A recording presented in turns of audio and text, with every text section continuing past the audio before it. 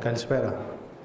Μακαριότατε Αρχιεπίσκοπε Κρήτης, Σεβασμιότατε Μητροπολίτη Αρκαλοχωρίου, αξιότιμοι κύριε Περιφερειάρχη, αξιότιμοι κύριοι βουλευτές, αξιότιμοι κύριε Πρέσβη της Ομοσπονδιακής Δημοκρατίας της Γερμανίας, αξιότιμοι κυρίες και κύριοι. Όταν το 1918 έπεφτε η Γερμανική Μοναρχία, δίνοντας το 1919 τη θέση της σε ένα δημοκρατικό και κοινοβουλευτικό πολίτευμα, άρχισε μία εξέλιξη στον χώρο της σύγχρονης πολιτικής σκέψεως και συγκεκριμένα στον τομέα της συνταγματικής θεωρίας. Εφέτος γιορτάζουμε τα 50 χρόνια από το Σύνταγμα του 1975 και η σοφία του Δημήτρη Τσάτσου μας λείπει. Ο ίδιος όμως είχε επιδιώξει την ανάπτυξη αυτού που έλεγε ελληνικός συνταγματικός πατριωτισμός.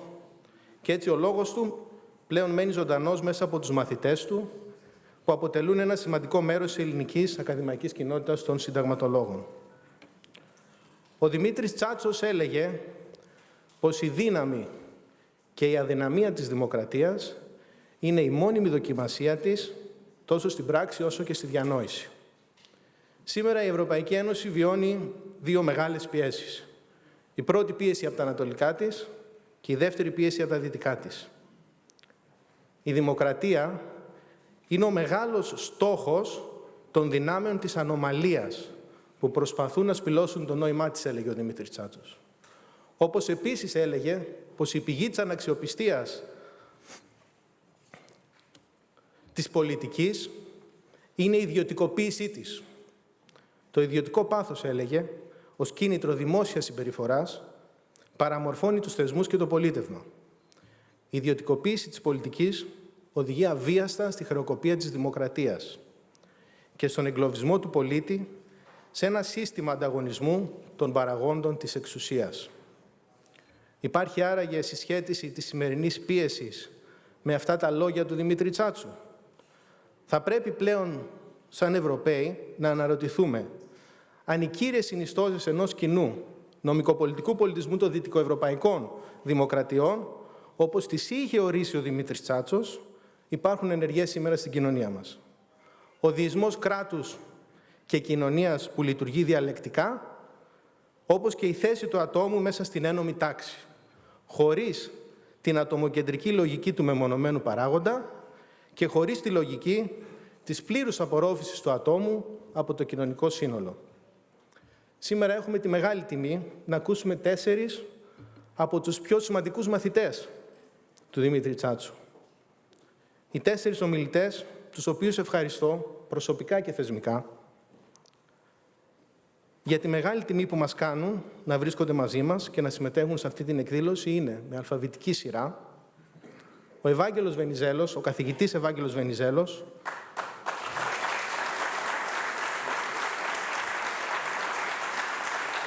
πρώην Αντιπρόεδρος της Κυβέρνησης και Υπουργός Εξωτερικών, ομότιμος καθηγητής Συνταγματικού Δικαίου στο Αριστοτέλειο Πανεπιστημίο Θεσσαλονίκης. Ο καθηγητής Ανδρέας Χάρατς,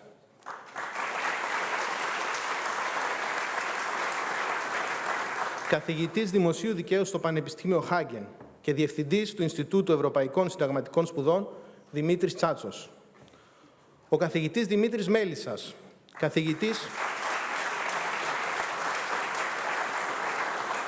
καθηγητής Δημοσίου Δικαίου στο Εθνικό Μετσόβιο Πολυτεχνείο, με ειδίκευση στο Δίκαιο Πολεοδομίας, στο Δίκαιο Χωροταξίας και Περιβάλλοντος.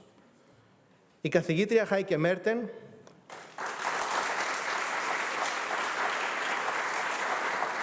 διευθύνουσα σύμβουλος του Ινστιτούτου Γερμανικού Διεθνούς Δικαίου και Έρευνας Κομμάτων στο Πανεπιστήμιο Χάινριχ Χάινε του Ντίσελντορφ, ενός ιδρύματος που έφτιαξε ο Δημήτρης Τσάτσος μέχρι πριν 2 εβδομάδες, και πλέον καθηγήτρια στο Πανεπιστήμιο Free University του Βερολίνου, όπου, συνεχίζοντας τα βήματα του δασκάλου της, ξεκινάει και εκεί ένα καινούριο Ινστιτούτο για να μελετήσει τη λειτουργία των κομμάτων.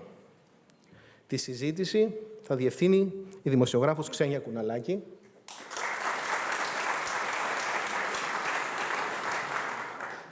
Η Ξένια Κουναλάκη γεννήθηκε στο Αμβούργο της Γερμανίας και από το 1994 είναι δημοσιογράφος στην εφημερίδα Καθημερινή, όπου διατηρεί τακτική εβδομαδιαία στήλη, όπως επίσης και στη Vogue, όπου έχει τη δική της στήλη με το όνομα X-File και στην ιστοσελίδα, αλλά και στο περιοδικό. Ο Δημήτρης Τσάτσος υπήρξε η επιτομή της ευγένειας, της αριστοκρατίας και της ενσυνείδησης, χωρίς να δεσμεύσει ποτέ το ελεύθερο πνεύμα του και τον πύρινο λόγο του στα πλαίσια της αστικής του καταγωγής και κουλτούρας. Αυτός ο μοναδικός συνδυασμός του καθιστά ανεπανάληπτη προσωπικότητα στην ελληνική πολιτική πραγματικότητα. Και η απουσία του αφήνει ένα βαθύ κενό, ιδιαίτερα στους ανθρώπους που είχαν δουλέψει μαζί του. Σε αυτό το σημείο δίνω το λόγο σε ένα φίλο των Ελλήνων, τον πρέσβη της Ομοσπονδιακής Δημοκρατίας της Γερμανίας στην Ελλάδα, κύριο Ανδρέας Κίντλ, ο οποίος θα χαιρετήσει την εκδήλωση πριν προχωρήσουμε στο κύριο μέρος της. Κύριε πρέσβη.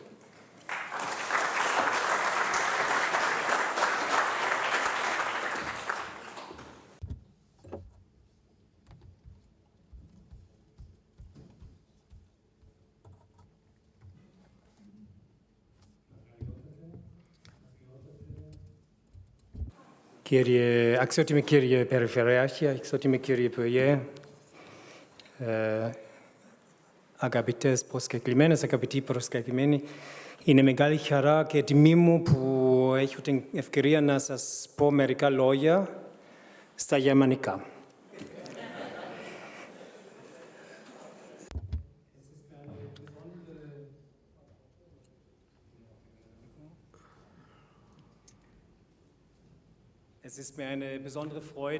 Με ιδιαίτερη χαρά βρίσκομαι και πάλι σήμερα στο Ηράκλειο και αποτελεί ιδιαίτερη τιμή για μένα να τιμήσω μαζί σας μια προσωπικότητα που έδειξε με τον καλύτερο τρόπο τι μπορεί να επιτύχει η συνεργασία μεταξύ Γερμανών και Ελλήνων ως άτομα και των θεσμών προς όφελος όχι μόνο των χωρών μας, αλλά και για όλη την Ευρώπη. Θα ήταν περιττό, όπως λένε οι Γερμανοί, να κομίσω γλαύκα εις Αθήνας και σε αυτό το σημείο να σας μιλήσω εγώ για τον Δημήτριο Τσάτσο ή να σας παραθέσω το σημαντικό βιογραφικό το οποίο σας είναι γνωστά. Όλα αυτά τα γνωρίζετε εσείς πολύ καλύτερα και ιδιαιτέρως οι ομιλητές μας και αναμένω με μεγάλο ενδιαφέρον τα όσα πρόκειται να μας πείτε στη συνέχεια. Θα ήθελα όμως να παραθέσω ένα τσιτάτο του Δημήτριου Τσάτσου το οποίο μου υπέδειξε ο κύριος Καλουτσάκης, με το οποίο διαφαίνεται μια τόσο ισχυρή σύνδεση με το αγαπημένο μου θέμα, τις ελληνογερμανικές σχέσεις. Η πρώτη γλώσσα που μίλησα ήταν τα γερμανικά, μετά τα ελληνικά. Σκέφτομαι στα γερμανικά και ονειρεύομαι στα γερμανικά. Αυτό που εκφράζεται εδώ είναι κάτι περισσότερο από την επανειλημμένη μετάβαση του Τσάτσου από τη μία χώρα στην άλλη, από τη μία γλώσσα στην άλλη, η ζωή του και στις δύο χώρες και συνεπώς στην Ευρώπη. Ο ίδιος θεωρούσε τον εαυτό του μέρος μιας εξέλιξης. Θα ήθελα επ' αυτού να επισημάνω δύο πτυχές και να εξαγάγω ένα συμπέρασμα. Στο ίδιο πλαίσιο προέρχεται, μάλλον να πω, από μια επιφανή οικογένεια και είχε απολαύσει μια εξαιρετική παιδεία που περιλάμβανε και την εκμάθηση της γερμανικής γλώσσας. Ο πατέρας του είχε ήδη σπουδάσει στη Χάιντελμπεργκ και, όπως έλεγε, είχε γράψει βιβλία στα γερμανικά.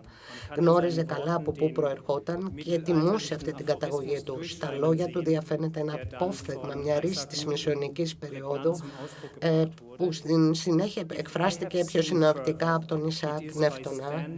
Αν είδα μακρύτερα είναι επειδή στάθηκα στους ώμους γιγάντων. If I have seen further, it is by standing on the shoulders of giants.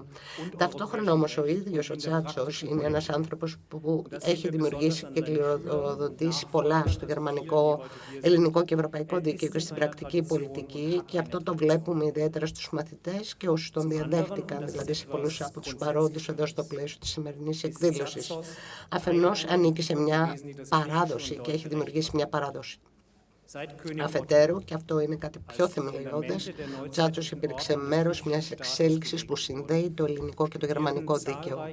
Από την εποχή του βασιλιά Όθωνα, όταν τέθηκαν τα θεμέλια της σύγχρονης τάξης του ελληνικού κράτους, πολλοί διακεκριμένοι Έλληνες νομικοί σπούδασαν στη Γερμανία και κατέλαβαν υψηλές θέσεις στη Γερμανία και την Ευρώπη. Εκτός από τον Δημήτρη Τσάτσο, σε αυτούς συγκαταλέγονται επίσης ο Γεώργιος Μαγκάκης, ο Κωνσταντίνος Σιμίτης και ο αδερφός του ο Σπύρος, ο βασιλιάς Διοσκουρής, ο Κωνσταντίνος Ηλιόπουλος και πολλοί άλλοι συνέβαλαν και συνεχίζουν να συμβάλλουν στο υψηλό κύρος που απολαμβάνει η Ελλάδα στη Γερμανία. Γενικά πιστεύω ότι είναι δίκαιο να πούμε ότι όχι μόνο στο αστικό και ποινικό δίκαιο, καθώς και στο αντίστοιχο δικονομικό δίκαιο των διαφόρων χωρών, αλλά και στο συνταγματικό δίκαιο υπήρχε πάντα μια έντονη αλληλεπίδραση και αμοιβαία ανταλλαγή. Θα υπήρξαν πολλά να πούμε ακόμη για τον Τζάτσο, το ενδιαφέρον του για τη δημοκρατία, το ενδιαφέρον του για τη διαμόρφωση της πολιτικής βούλησης, την ικανότητά του να εμπνέει τους άλλους, το ενδιαφέρον του για την Ευρώπη. Αλλά ήθελα να επισημάνω μόνο αυτές τις δύο πτυχές και να σταθώ σε ένα συμπέρασμα. Ως εκ τούτου αισθάνομαι μεγάλη ευγνωμοσύνη προς τον κύριο Καλουτσάκη για την πρωτοβουλία του να αναδείξει και να υπογραμμίσει τη σημασία του Δημητρίου Τσάτσου μέσω αυτής της εκδήλωσης. Ως πρέσβης με κύριο καθήκον μου είναι να φροντίζω και να βελτιώνω τις ελληνογερμανικές σχέσεις.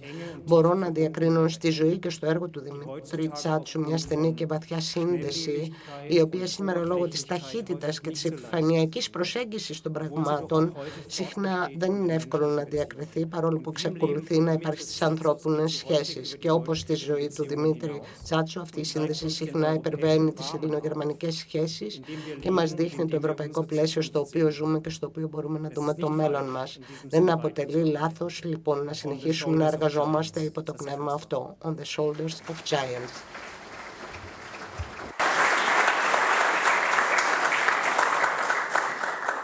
Ο πατέρας μου, ο Θεμιστοκλής, ο Μίστος, ναι, μου έλεγε, κάλια την ώρα που φεύγεις να λένε κρίμα που έφυγες, παρά την ώρα που φεύγεις να λένε επιτέλους φέρει, επιτέλους φέρει, επιτέλους φέρει, επιτέλους φέρει.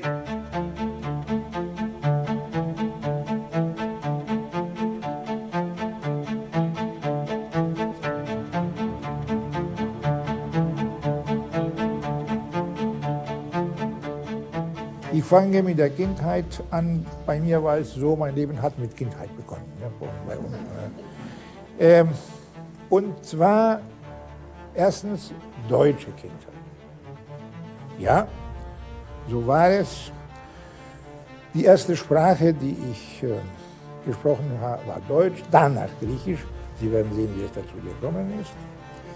Ich denke Deutsch und träume Deutsch. Das ist ja ganz gut in Griechenland.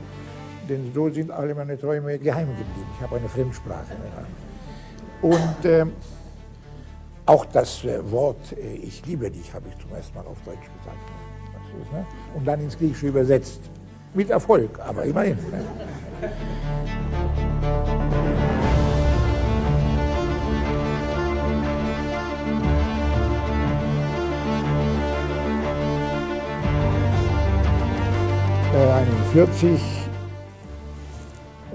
Wir wussten nicht, was geschehen wird. Mein Vater war im Exil in Ägypten bei der nationalen Widerstandsbewegung. Und meine Mutter dachte, wir gehen nach Athen, wo der Bruder lebt, in der Plutarchostraße, ne? Kollegen. Ne? Und von dort, auf dem Balkon, sagt man mir, jetzt warte, du wirst es sehen. Und wir hatten so eine optische Breite, so. Da kam das erste deutsche Auto mit der deutschen Fahne und mit dem Hakenkreuz auf der Haube. Also dieses Bild, ja, werde ich nie vergessen, diesen Einmarsch. Das Haus lag auch zentral, so dass das auf die Hauptstraße Athens sehen konnte. Und das war erdrückend.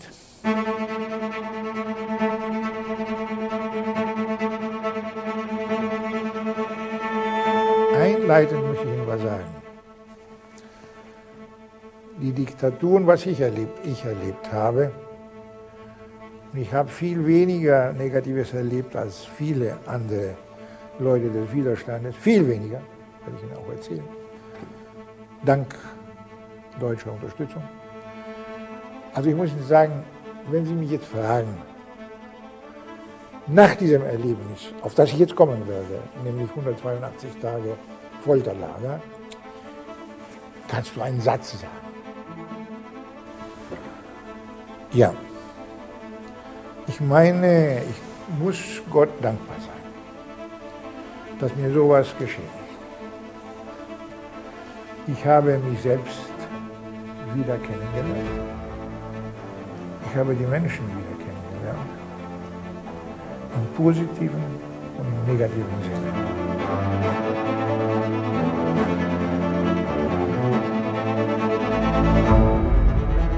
Noch härter, nach meiner Entlassung musste ich jeden Freitag hin. Und an einem Freitag war zu Hause nur ich und Alexia, mein Töchterchen damals, Baby. Und ja, was sollte ich machen? Ich musste um 12 zur Militärpolizei. Und meine Leute waren weg von zu Hause. Ja, dann packe ich das Kind, nehme eine Taxi und fahre dahin. Und ich komme mit dem Kind ins Polderlager, ins Büro, um mich zu melden. Ich war schon befreit. Entlassen. Und dann haben sie mich gefragt, ja, warum warst du an dem Tag dort, mit wem hast du gesprochen, das Übliche. Ne? Und dann fängt Alex hier, mein Töchterchen, zu weinen. Also mir sehr peinlich die Situation, mach ich, jetzt, Papa ist da, was sagt man einem? Und da sagte er, nee, Zatzes, versuch das Kind nicht zu beruhigen, das Kind weiß schon, hier wird geweint.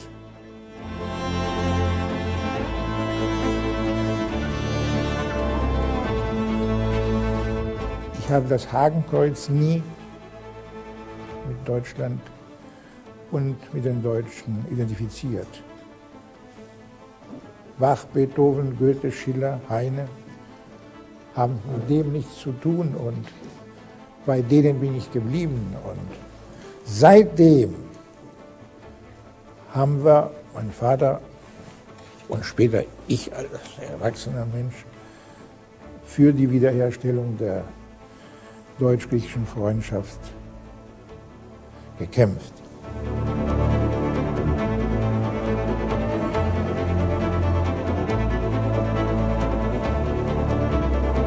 Στο θέμα της εξέλιξης του συνταγματικού προβλήματος της Ευρώπης.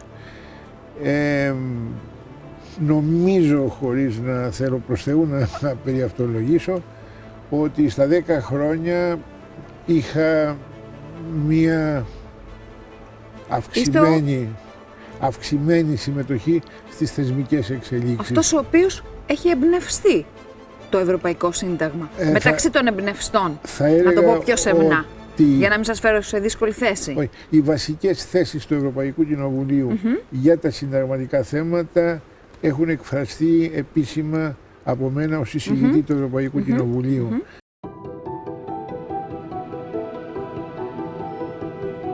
Καλό το Σύνταγμα και ευτυχώς το Σύνταγμα και είναι σημαντικό ότι το Σύνταγμα διακηρύττει την υποχρέωση της ανεξαρτησίας.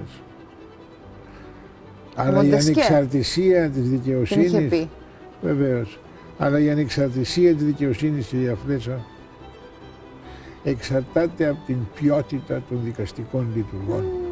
Η δε ποιότητα των δικαστικών λειτουργών εξαρτάται από την συνολική ποιότητα μιας κοινωνίας. Πρέπει να ξέρετε κάτι, ουδέποτε σε μια κοινωνία συμβαίνουν έκτροπα ή έχουμε φαινόμενα κατάπτωσης τα οποία δεν ανέχεται μια κοινωνία. Θεωρώ την κοινωνία υπεύθυνη. Άλλωστε, τα φαινόμενα της εξαγοράς δικαστών δεν προϋποθέτουν μόνο εξαγοραζόμενο, προϋποθέτουν και εξαγοράζοντα. Βεβαίως και η πλειοψηφία νομιμοποιεί τις πολιτικές αποφάσεις. Αλλά πολιτικές αποφάσεις της πλειοψηφίας που δεν νιώθουν τις ανάγκες, τις λύπες, τις ευαισθησίες και τα προβλήματα της πλειοψηφίας δεν είναι δημοκρατικές πλειοψηφίες.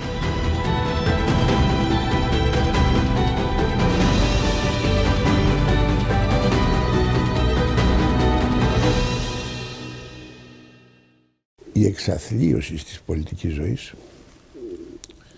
αυξάνει τις ανάγκες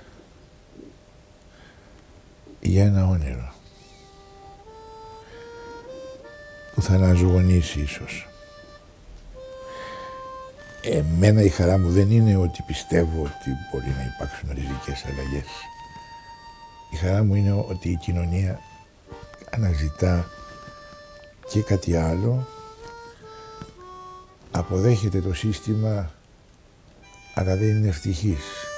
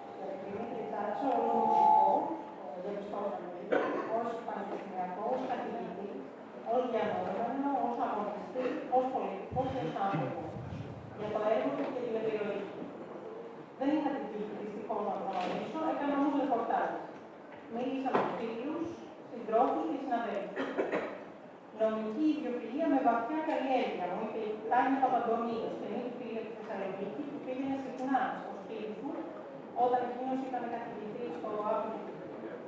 Ήξερε μουσική, λογοτεχνία, φιλοσοφία. Η παρέα μαζί του ήταν ένα ταχύτιμο σεμινάριο. Είχε την ικανότητα μετά από κάθε συνέδριο να συμπυκνώνει την κεντρική ιδέα.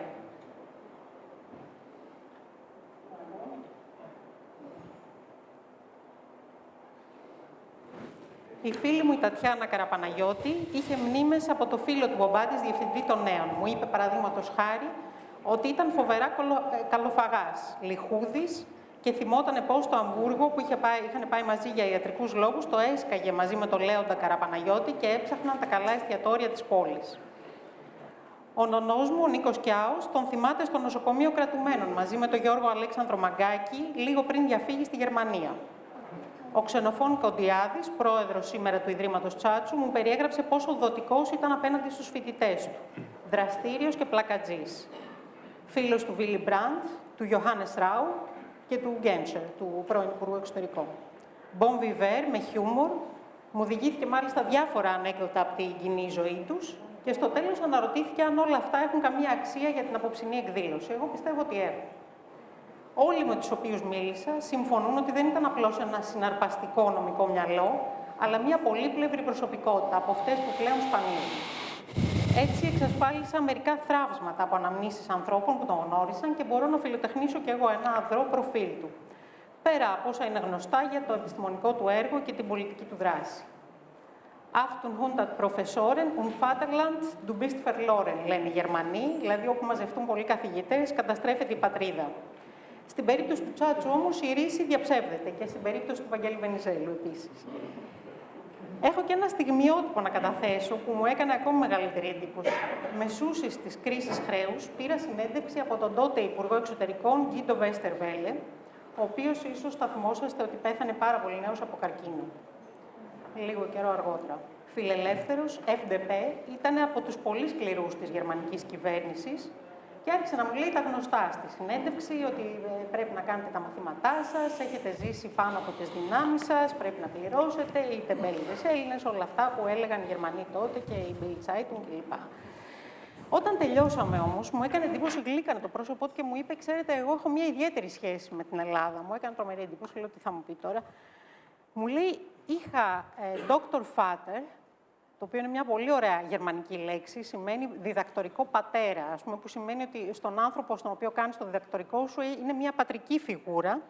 Είχα λοιπόν Dr. Vater τον Τσάτσο. Τον εκτιμούσα πολύ και μου εμφύσισε αγάπη για τη χώρα σας. Ήταν πραγματικά άλλος άνθρωπος εκείνη τη στιγμή όταν μου μιλούσε. Συγκινημένος, ειλικρινής, σχεδόν τρυφερός.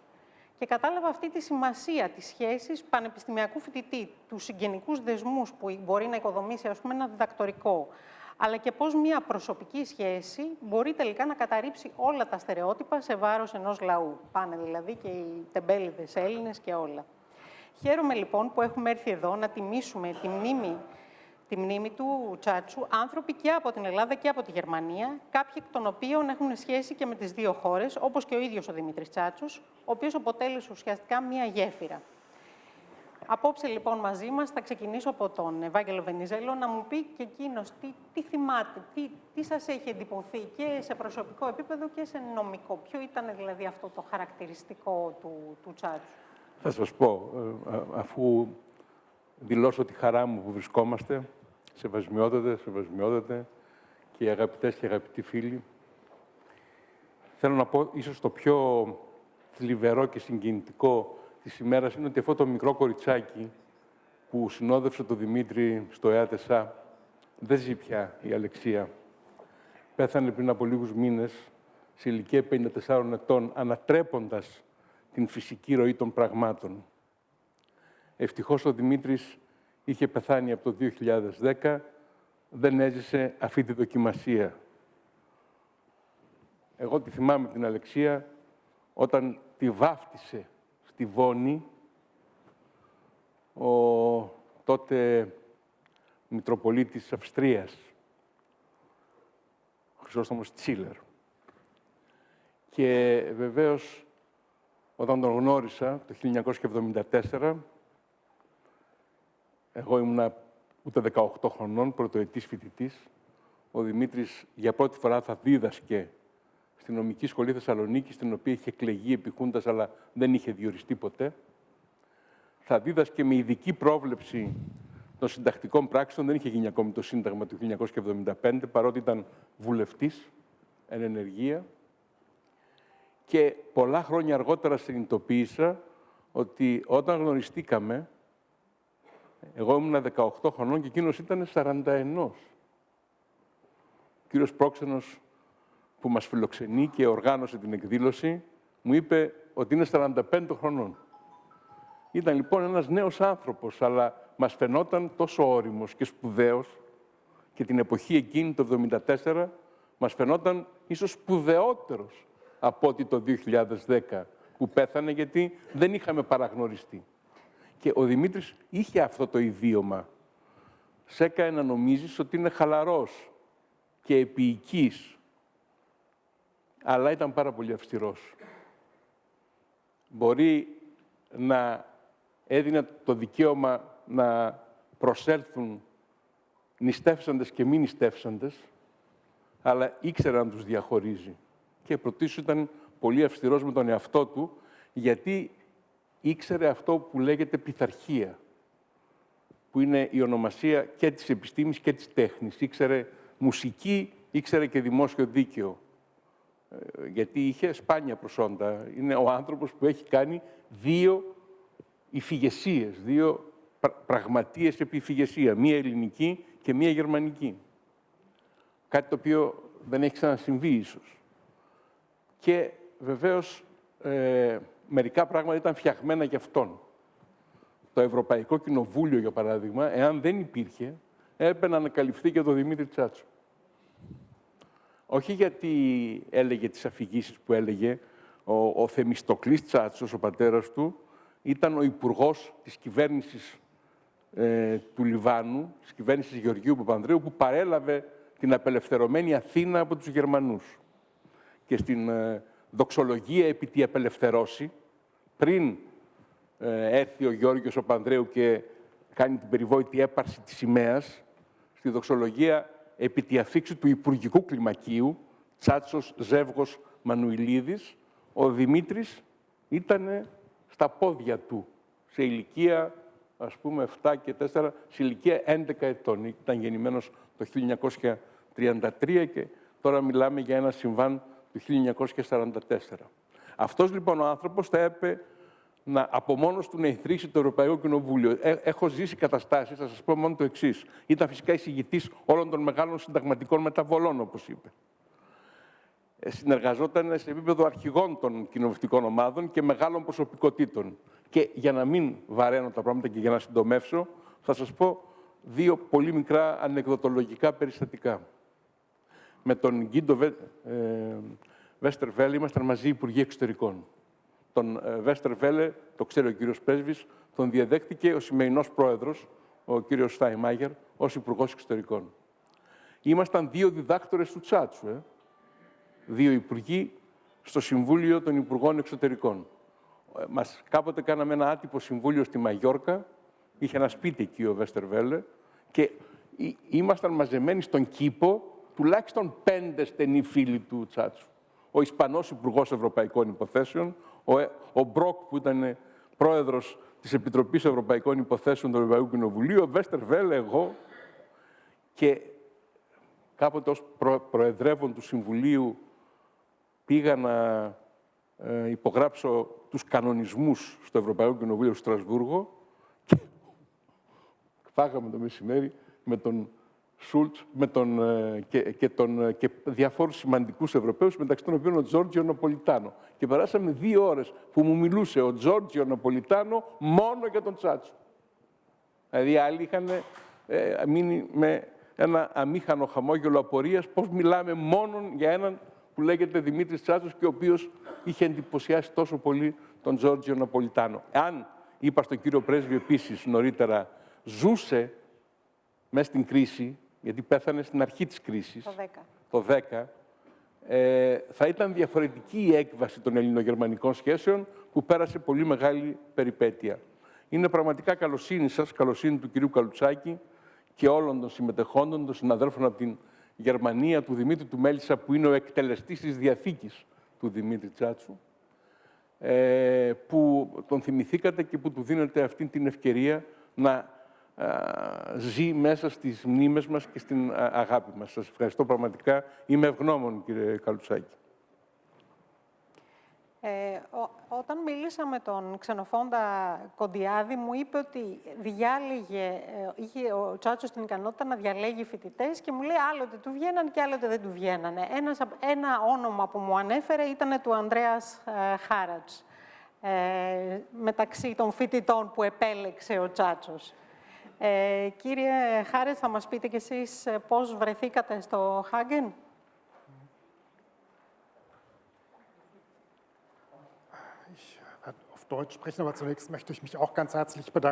Θα ήθελα αρχικά να σας ευχαριστήσω πάρα πολύ. Ελπίζω να λειτουργεί η διερμηνία και να με ακούτε. Σας ευχαριστώ πάρα πολύ για την πρόσκληση σε αυτήν την πολύ ωραία συνάντηση στη βραδιά αυτή. Αξιότιμη κύριε Μετροπολίτη, αξιότιμη κύριε Πρέσβη, αξιότιμη Υπουργέ, κύριε Βενιζέλο, αξιότιμες κυρίες και κύριοι. Πρωτού πω κάποια πράγματα για τον Δημήτρη Τσάτσο και την γνωριμία μας, θα ήθελα να μιλήσω για τα βασικά θέματα του, που είναι η δημοκρατία και το κράτος δικαίου. Και έχω φέρει ένα τσιτάτο, μια ρίση, από μία από τις πραγματείες του Δημήτρη Τσάτσου, που πιστεύω ότι είναι αρκετά επίκυρη. Και κατά λέξη, ο Δημήτρης Τσάτσος γράφει ότι η Ευρώπη έχει αναπτύξει πλούσιο κοινό, νομικό και συνταγματικό πολιτισμό, που είναι ο απότοκος δημοκρατικών και κοινωνικών αγώνων. Εδώ περιλαμβάνονται μεταξύ άλλων η ανθρώπινη αξιοπρέπεια, το κράτος δικαίου, το κοινωνικό κράτος και η δημοκρατική προστασία των μειονοτήτων. Αυτά τα επιτεύγματα, τα οποία μπορούν να χαρακτηριστούν σημαντικό στοιχείο του εντωμεταξύ αναδυθέντος και εδραιωθέντος κοινού ευρωπαϊκού νομικού και συνταγματικού πολιτισμού, δεσμεύουν κάθε είδους συνταγματική διαδικασία με την ευρύτερη έννοια του όρου, τόσο σε εθνικό όσο και σε ευρωπαϊκό επίπεδο. Με αυτόν τον τρόπο, το δόγμα του Sieyès για την νομική ανεξαρτησία του pouvoir constituant αποτελεί τελικά απλώς ιστορία του δικαίου. Με άλλα λόγια, η συνταγματική διαδικασία δεσμεύεται λόγω της ίδιας της ιστορίας, της πολιτιστικής δημιουργίας δηλαδή, από τον συνταγματικό πολιτισμό. Και εδώ τελειώνει το τσιτάτο. Εδώ βλέπουμε τη μεγάλη σημασία που αποδίδει ο Δημήτρης Τσάτσος στην αρχή του κράτους δικαίου και στην αρχή της δημοκρατίας, ώστε ακόμη και η συνταγματική διαδικασία να εξαρτάται από τα επιτεύγματα του κοινού ευρωπαϊκού συνταγματικού πολιτισμού. Πριν όμως αναφερθώ στις τρέχουσες απειλές για αυτές τις δύο θεμελιώδεις δομικές αρχές που νομιμοποιούν και συγχρόνως περιορίζουν την κυρίαρχη εξουσία, επιτρέψτε μου να αναφερθώ σύντομα στο έργο του Δημήτρη Τσάτσου στη Γερμανία και την ιδιαίτερη σχέση του με αυτή Και θα έρθω να προσθέσω σε αυτά που ακούσαμε για το πρόσωπο του Δημήτρη Τσάτσου. Ο Δημήτρης Τσάτσος μιλούσε άπτεστα γερμανικά, χωρίς ξενική προφορά.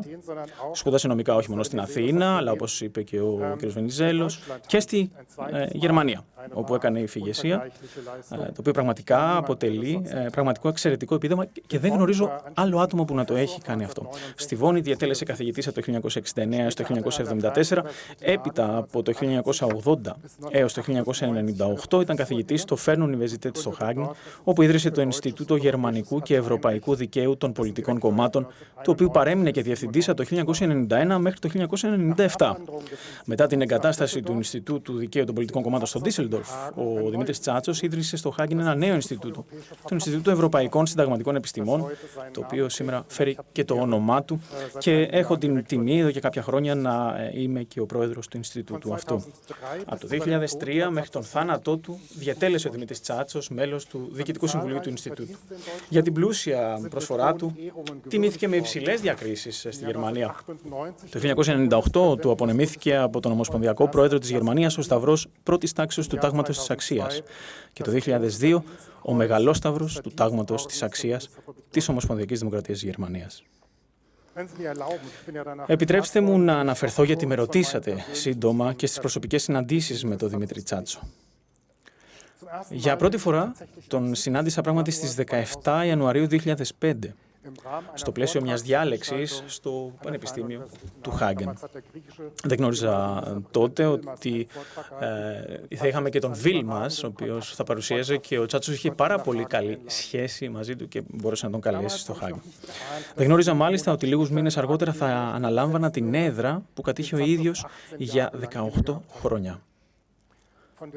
Από τον Δεκέμβριο του 2005 ήμασταν συνάδελφοι, εγώ αρχικά ως αναπληρωτής κάτοχος της έδρας και αργότερα ως τακτικός κάτοχος της και εκείνος ως ομότιμος καθηγητής. Όταν ο Τσάτσος βρισκόταν στο Χάγεν, και συνέβαινε συχνά αυτό, συναντιόμασταν σχεδόν καθημερινά.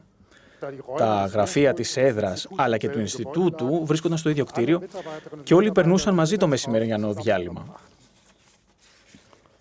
Σε αυτά τα κοινά μεσημέρια δεν γινόταν μόνο συζητήσεις για το ευρωπαϊκό δίκαιο ή το ποδόσφαιρο, γιατί ήταν και ο παδός του Ολυμπιακού.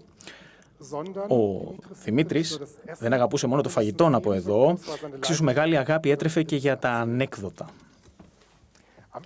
Στο τέλος κάθε διαλύματος, και ίσως να μην το πιστέψετε, αλλά στο τέλος και κάθε συνεδρίασης του Διοικητικού Συμβουλίου του Ινστιτούτου, ο Τσάτσος μας ρωτούσε αν έχει κάποιος από εμάς κάποιο καινούριο ανέκδοτο να πει.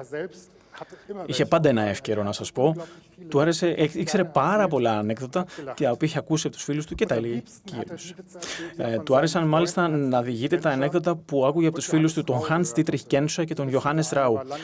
Ο Μεν ήταν μακροχρόνια Γερμανός υπουργός εξωτερικών, ο Δε πρωθυπουργός της Βόρειας Ρινανίας-Βεσφαλίας και μετέπειτα ομοσπονδιακός πρόεδρος της Γερμανίας.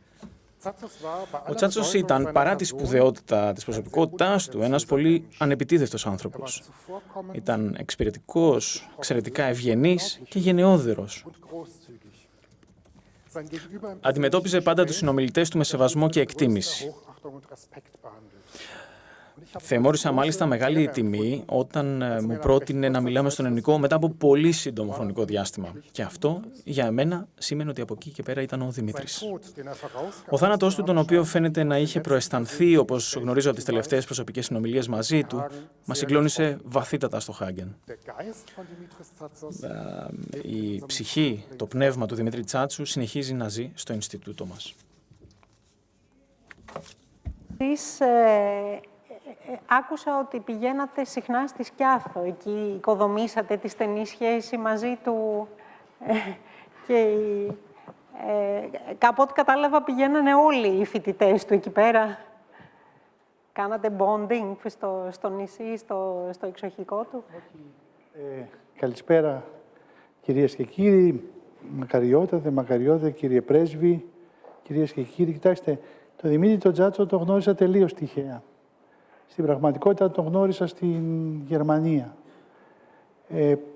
Ξεκίνησα από το Βερολίνο, από το Freie Universität και ήθελα να πάω στο Χάγεν γιατί είχε προκηρυχθεί μια θέση επιστημονικού συνεργάτη εκεί, στον Ούλριχ Μπάτης που ήταν ο φίλος του Δημήτρη του Τσάτσο. στα τέλη της δεκαετίας του 80. Και εκεί ήταν ένας άνθρωπος που ήταν πάρα πολύ ζεστός και πάρα πολύ ανθρώπινος.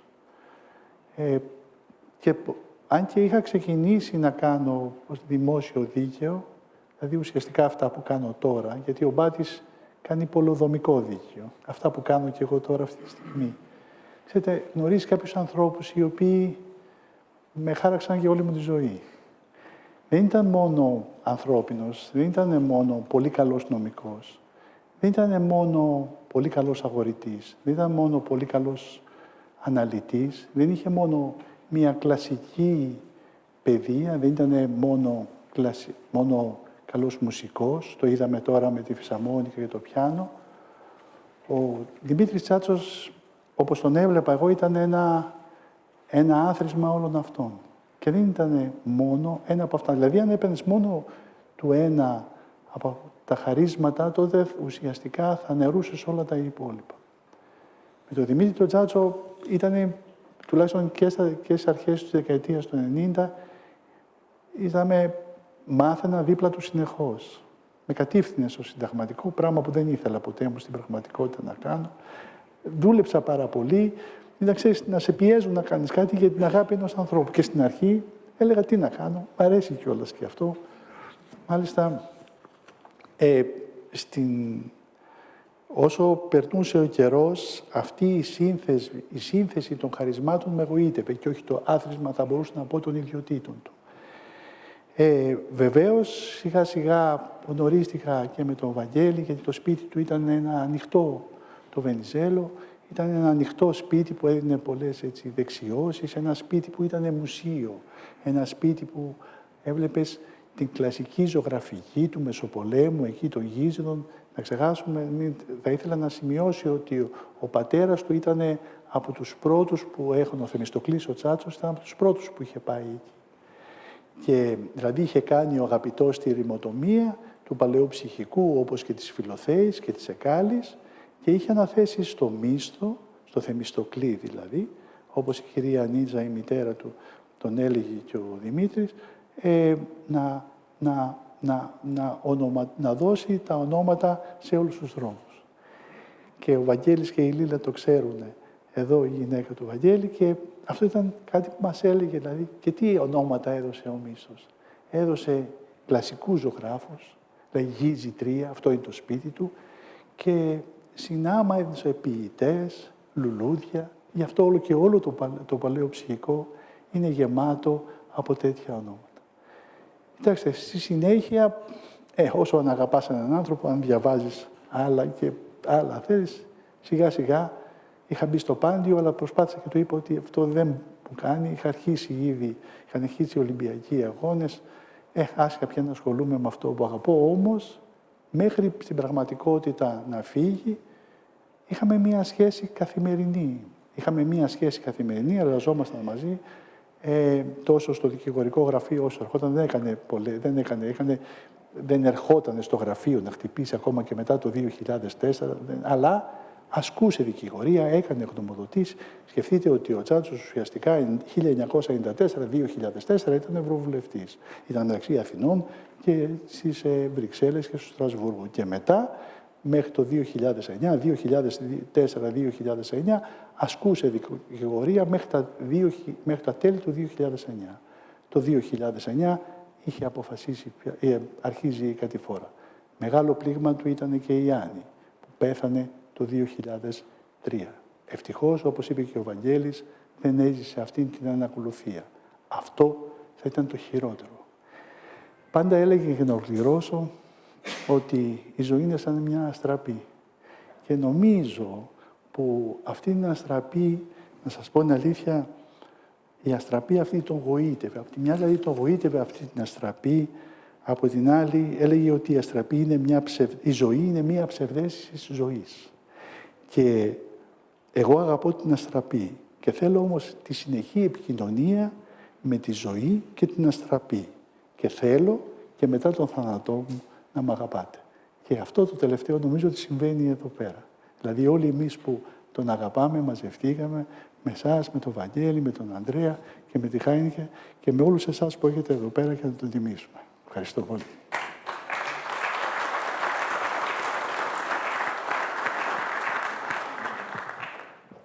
Χάι και Μέρτεν, είδαμε στο βίντεο πόσο μεγάλη ήταν η αγάπη του για τη Γερμανία και πόσο δεν συνέδεε τη Γερμανία με τον Αγγυλωτό Σταυρό. Ήταν γι' αυτόν κάτι πολύ διαφορετικό, παρόλο που είχε παιδικές μνήμες από την εισβολή των Γερμανών. Δεν το είχε συνδέσει στο μυαλό του με αυτό, γιατί ήταν τόσο μεγάλη η αγάπη του. Τι πιστεύετε ότι πώς θα έβλεπε σήμερα την κατάσταση στη Γερμανία ο Δημήτρης Τσάτσος με την AfD να είναι πρώτων πυλών, ας πούμε, στο ανατολικό κομμάτι μεγαλύτερο κόμμα, στο δυτικό αρχίζει και εκεί να ανεβαίνει από ό,τι βλέπουμε. Πώς πιστεύετε ότι θα του φαινότανε αυτό?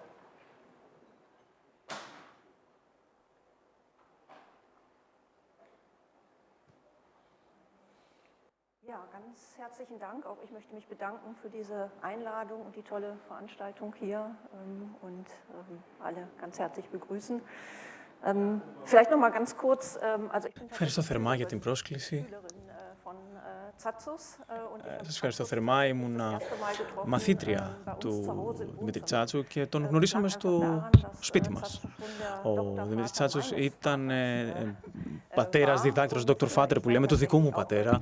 Και πράγματι και εγώ έκανα τη διδακτορική μου διατριβή στον ίδιο, οπότε μπορώ να επιβεβαιώσω την ιδιαίτερη σχέση που μπορούσε να δημιουργεί κανείς τόσο με τον ίδιο τον Δημήτρη Τσάτσο, όσο και με τον Dr. Vater που λέμε. Ήταν λοιπόν κομμάτι της οικογένειας. Χαίρομαι πάρα πολύ που βρίσκω εδώ γνώριμα πρόσωπα και νομίζω ότι θα άρεσε πάρα πολύ και στον ίδιο τον Δημήτρη, που πραγματοποιείται μια τέτοια εκδήλωση σε αυτό το πλαίσιο. Τώρα, στο ερώτημά σας, πράγματι στη Γερμανία υπάρχει μεγάλη συζήτηση για το γεγονός ότι υπάρχει ένα κόμμα το οποίο είναι αυταρχικό, εθνικιστικό, λαϊκιστικό, εξτρεμιστικό και το οποίο φαίνεται ότι έχει μεγάλη απήχηση στη Γερμανία στους ψηφοφόρους. Και αυτό είναι κάτι το οποίο πραγματικά εκπλήσει πολλούς στη Γερμανία. Το θέμα είναι πώς το αντιμετωπίζουμε. Ένα κόμμα το οποίο στις τελευταίες ομοσπονδιακές εκλογές έλαβε 20,8%. Στη Θουρικία δε, σε ένα ομοσπονδοκρατήδιο της Γερμανίας, έλαβε μάλιστα 32% των ψήφων. Οι προσπάθειες λοιπόν αυτές που γίνονται έχουν να κάνουν και με το θεμέλιο της δημοκρατίας. Στο Γερμανικό Σύνταγμα υπάρχει ένα εργαλείο που είναι η δυνατότητα απαγόρευσης κόμματος. Ο Δημήτρης μάλιστα ασχολήθηκε πάρα πολύ εντατικά με το δίκαιο των πολιτικών κομμάτων. Χαίρομαι πάρα πολύ. Είναι κάτι το οποίο κάνω και εγώ σήμερα με πολύ μεγάλη διάθεση και πρέπει να δούμε ποια είναι η εργαλειοθήκη που επιφυλάσσει στον νομοθέτη το Σύνταγμα για την απαγόρευση κομμάτων. Ιστορικά βέβαια, αν το δει κανείς, έχουμε δημοκρατία και οι εχθροί της δημοκρατίας δεν θα πρέπει να απολαμβάνουν ελευθερία. Θα πρέπει κανείς να τους καταπολεμήσει. Όμως, τι κάνει όμως κανείς με ένα κόμμα το έχει τόσο μεγάλη απήχηση? Βρισκόμαστε δηλαδή μπροστά σε ένα πολύ μεγάλο δίλημμα. Υπάρχει νομικά το εργαλείο αυτό, υπάρχουν τα κριτήρια για το εργαλείο αυτό, τα οποία συνδέονται και εκπληρώνονται από την άποψη του δικαίου. Μπορεί κανείς να απαγορεύσει το κόμμα.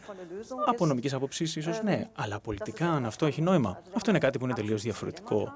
Υπάρχουν πάρα πολύ μεγάλα διλήμματα τα οποία βρίσκονται αυτή τη στιγμή στην δημόσια συζήτηση στη Γερμανία. Και ένα θέμα το οποίο απασχολούσε και τον ίδιο τον Δημήτρη Τσάτσο, ότι χρειάζεται κανείς να μάχεται για την δημοκρατία. Όχι μόνο για το νομικό σκέλος, αλλά και για τις αξίες της δημοκρατίας. Και έπειτα χρειάζεται κανείς να εξετάσει εάν υπάρχουν πράγματα τα οποία μπορεί να λύσει μέσα στη δημοκρατία, εάν χρειάζεται ένα νομικό εργαλείο για τη διευθέτηση. Είναι κάτι το οποίο μας απασχολεί πάρα πολύ στη Γερμανία αυτή τη στιγμή και είναι κάτι το οποίο επίσης απασχολούσε και τον Δημήτρη Τσάτσο. Μπορεί να αντισταθεί το κράτος δικαίου απέναντι στις εξτρεμιστικές δυνάμεις που απεργάζονται την υπονόμευσή του? Συνταγματικά πώς... Τώρα πρέπει να σας πω τέτοια ώρα, τέτοια λόγια, κύριε Κουναλάκη. Γιατί ζούμε εδώ και πάρα πολύ καιρό την κρίση της φιλελεύθερης δημοκρατίας. Η φιλελεύθερη δημοκρατία είναι η αντιπροσωπευτική δημοκρατία, η συνταγματική δημοκρατία και το κράτος δικαίου. Αυτό είναι ένα πολύ εκλεπτισμένο ιστορικό προϊόν που έχει πολύ μικρή ζωή. Στην πραγματικότητα έχει ζωή περίπου 2,5 αιώνων. Η φιλελεύθερη δημοκρατία είναι όμως τώρα στις μέρες μας ένα μειοψηφικό πολίτευμα, δυτικοκεντρικό. Είναι εντυπωσιακό να σκεφτούμε ότι μόνον 900.000 άνθρωποι, 900 εκατομμύρια άνθρωποι σε όλο τον πλανήτη ζουν υπό συνθήκες φιλελεύθερης δημοκρατίας. Όλοι οι υπόλοιποι, δηλαδή περίπου 10 δισεκατομμύρια άνθρωποι, ζουν υπό συνθήκες αυταρχικών λίγο ή πολύ πολιτευμάτων. Είτε εκλογικών αυταρχικών, που είναι μια ήπια μορφή, είτε ομά αυταρχικών. Αντιλαμβάνεστε λοιπόν ότι η δημοκρατία είναι περικυκλωμένη και αμήχανη. Και επιπλέον, τους τελευταίους μήνες, δηλαδή μετά την ανάληψη των καθηκόντων του νέου Προέδρου των Ηνωμένων Πολιτειών, του Ντόναλντ Τραμπ, έχουμε μία εσωτερική διάσπαση της φιλελεύθερης δημοκρατίας. Η αμερικανική αντίληψη συγκρούεται με την ευρωπαϊκή αντίληψη περί φιλελεύθερης δημοκρατίας. Μας κατηγορούν τώρα εδώ στην Ευρώπη ότι είμαστε οπαδοί της μαχόμενης δημοκρατίας. Δηλαδή, η μαχόμενη δημοκρατία είναι μια έννοια, ξέρετε, που την έχει πει ένας σπουδαίος Γερμανός πολιτικός επιστήμον, ο Καρλ Λόβενστάιν, ο οποίος πρόλαβε και έφυγε στη Γερμανία και βρήκε μια καλή θέση πριν ξεσπάσει ο πόλεμος, ενώ ο Χάνς Κέλσεν, ο μεγαλύτερος θετικιστής νομικός του 20ου αιώνα, αγωνίστηκε να βρει μια θέση σε ένα αμερικάνικο πανεπιστήμιο όταν κατέφυγε στη Γερμανία με την έναρξη του πολέμου. Ο Λέβενστάιν λοιπόν έχει πει ότι η δημοκρατία δεν μπορεί να πεθαίνει χάριν της δικής της νομιμότητος. Λέγανε οι Βουρβόνοι, η δημοκρατία μας σκοτώνει. Και ως εκ τούτου πρέπει να θέτει φραγμούς στους εχθρούς της. Αυτό λοιπόν δεν το δέχεται τώρα η αμερικανική αντίληψη περί δημοκρατίας. Και εμείς τώρα έχουμε χάσει την αξιακή μας επικράτεια. Αν δεν έχεις μια φιλελεύθερη δημοκρατία που έχει σκοπό, προοπτική, δυναμική, δεν έχεις πεδίο αναφοράς. Άρα λοιπόν η ευρωπαϊκή δημοκρατία ως εκδοχή της φιλελεύθερης δημοκρατίας προσπαθεί να είναι μαχόμενη. Το είδαμε και στην Ελλάδα, μην πάμε στη Γερμανία. Το είδαμε με την απαγόρευση του κόμματος Κασιδιάρη, με την απόφαση που πήρε το Ανώτατο Ειδικό Δικαστήριο με τους Σπαρτιάτες. Το είδαμε στη Ρουμανία που ακύρωσε τις προεδρικές εκλογές. Αλλά τι να πρωτοδούμε. Βλέπουμε τα αποτελέσματα των εκλογών στη Τσεχία. Βλέπουμε τα αποτελέσματα των εκλογών στη Γερμανία. Άρα η δημοκρατία, αντί να είναι μαχόμενη, έχει μετατραπεί σε δημοκρατία φοβική. Τι σημαίνει φοβική δημοκρατία? Φοβική δημοκρατία σημαίνει ότι φοβόμαστε τους πολίτες μας, τις επιλογές τους. Τρέμουμε κάθε φορά που διεξάγονται εκλογές ή δημοψηφίσματα. Θεωρούμε ότι είναι πάρα πολύ πιθανό το εκλογικό αποτέλεσμα να είναι αντιδημοκρατικό στον πυρήνα του, αξιακά και ιστορικά. Αλλά αυτή είναι η μοίρα της δημοκρατίας. Η μοίρα της δημοκρατίας είναι, όπως μου έχει δοθεί ευκαιρία να πω πριν από μερικά χρόνια, να κινείται πάντα μεταξύ συγκυρίας και ιστορίας. Η δημοκρατία είναι συγκυριακή γιατί είναι περιοδική. Αν δεν έχεις επαναλαμβανόμενες περιοδικές εκλογές, δεν έχεις δημοκρατία. Άρα κυνηγάς τη συγκυρία. Επίσης κυνηγάς την πλειοψηφία. Κυνηγώντας την πλειοψηφία πρέπει να γοητεύεις, να απλουστεύεις, να δημαγωγείς, να λαϊκίζεις.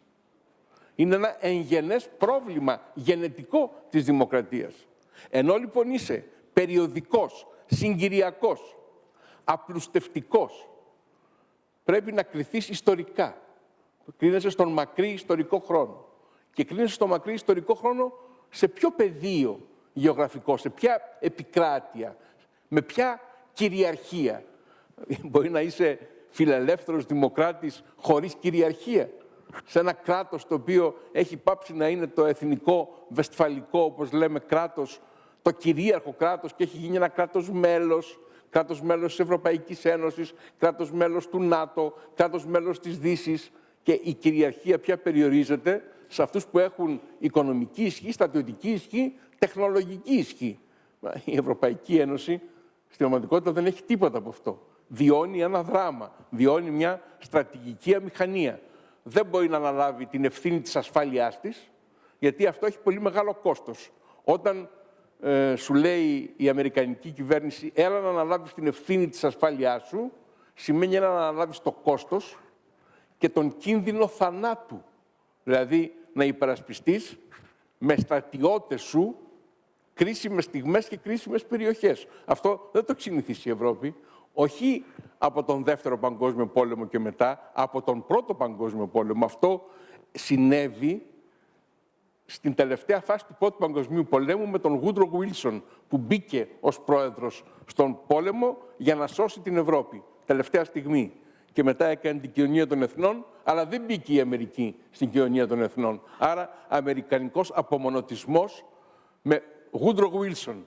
Και περνάνε 20 χρόνια μέχρι το Pearl Harbor και ζούμε τον αμερικανικό απομονωτισμό με Ρούσβελτ, όχι με Τραμπ, με Ρούσβελτ. Και έπρεπε να γίνει το Pearl Harbor για να μπει η Αμερική στον πόλεμο να σώσει την Ευρώπη από την ναζιστική Γερμανία και τον άξονα. Άρα λοιπόν η Ευρώπη τα θυμάται όλα αυτά, γιατί έχει ιστορική μνήμη και τρέμει στην πραγματικότητα. Γιατί όταν αναλαμβάνει το κόστος της ασφάλειάς της, αλλάζουν τα δημοσιονομικά δεδομένα. Κλονίζεται το κοινωνικό κράτος. Κλονίζεται η σχέση με την κοινωνία. Η κοινωνία πάβει να είναι δημοκρατική, γιατί νιώθει ότι η δημοκρατία δεν είναι συμπεριληπτική. Δεν την εκφράζει. Ανεβαίνει η ακροδεξιά. Ανεβαίνουν τα αντισυστημικά κόμματα. Η ψήφος πια δεν λειτουργεί διασφαλιστικά για τη δημοκρατία. Και το κόστος, το θεσμικό, είναι τεράστιο. Άρα βλέπετε σε τι φάση είμαστε. Δεν αρκεί λοιπόν να λέμε θα υπερασπιστούμε τα ανθρώπινα δικαιώματα, θα υπερασπιστούμε το κράτος δικαίου, την ανεξαρτησία της δικαιοσύνης, τις ανεξάρτητες αρχές, διότι κράτος δικαίου είμαστε στην Ευρώπη. Αλλά δεν είναι βέβαιο ότι μπορούμε να παραμείνουμε μία φιλελεύθερη δημοκρατία συμπεριληπτική, που δίνει μία προοπτική και που απαντά στα προβλήματα. Τα προβλήματα ποια είναι? Τα προβλήματα είναι αυτά που βιώνουμε και εδώ.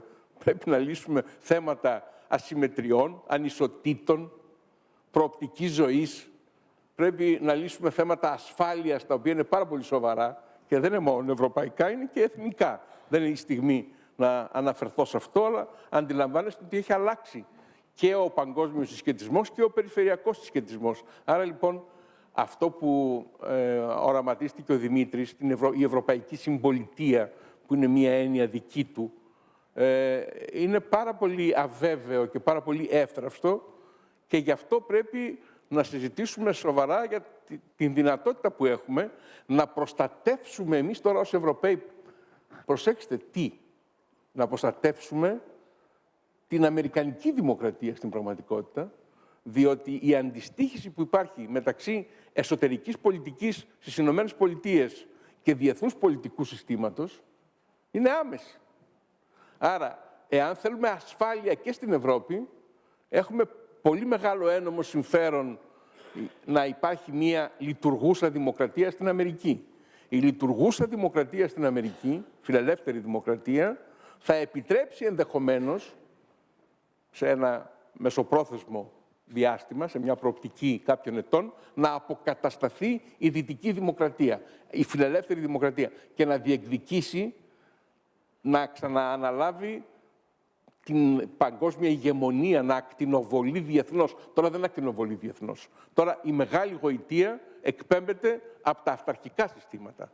Άρα βλέπετε ότι το πολιτιακό ζήτημα, το εσωτερικό, έχει άμεση αντανάκλαση στον τρόπο με τον οποίο οργανώνεται και λειτουργεί το διεθνές σύστημα ως συσχετισμός δυνάμεων. Άρα, μιλώντας για φιλελεύθερη δημοκρατία, μιλάμε για ευρωπαϊκή ολοκλήρωση, για ασφάλεια, για κοινή εξωτερική πολιτική και για διεθνή συσχετισμό δυνάμεων, για μια διεθνή κοινωνία η οποία έχει αποδιοργανωθεί, έχει αποσπασματοποιηθεί. Και γι' αυτό φυσικά βρισκόμαστε μπροστά σε αυτά τα αδιέξοδα, τα οποία είναι αδιέξοδα πια πολέμου και ειρήνης, είναι αδιέξοδα τα οποία αφορούν την δυνατότητα να συνυπάρχουμε, κάτι το οποίο φυσικά νομίσαμε ότι θα συμβεί οριστικά το 1990 με την κατάρρευση της Σοβιετικής Ένωσης και του υπαρκτού σοσιαλισμού, αλλά και την ενοποίηση της Γερμανίας. Αλλά βλέπετε, η ιστορία μας διαψεύδει, είναι πιο πολύπλοκη από την εκδοχή της ιστορίας που κάποιοι διάβασαν το 1990 και νόμισαν ότι πια φτάσαμε σε ένα τέλος της ιστορίας, το περιβόητο τέλος της ιστορίας, το οποίο δεν φτάσαμε. Άρα αρκούμε σε αυτές τις νήξεις και περιμένω να συνεχίσετε τη συζήτηση. Κύριε Χάρατς.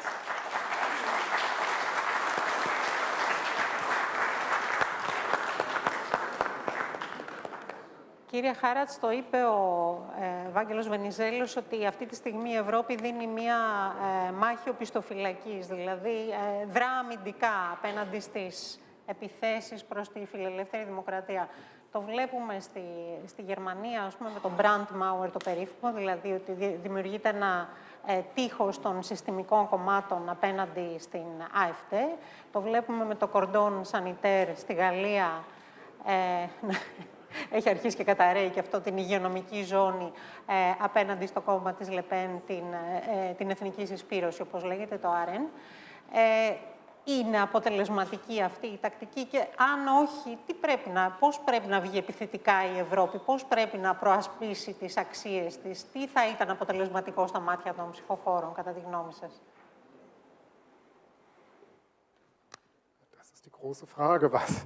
Νομίζω αυτό είναι και το μεγάλο ερώτημα. Τι μπορεί να κάνει κανείς και τι μπορεί να συμβεί.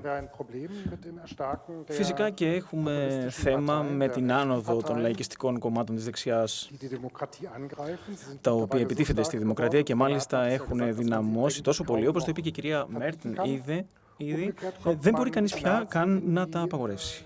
Αντίστοιχα, φτάνουμε και σε μια κατάσταση όπου τα κόμματα αυτά, όταν έχει κανείς όταν χρειάζεται 2/3 πλειοψηφία στη Βουλή, εξαρτάται από τέτοια κόμματα, από τέτοιες συνενέσεις.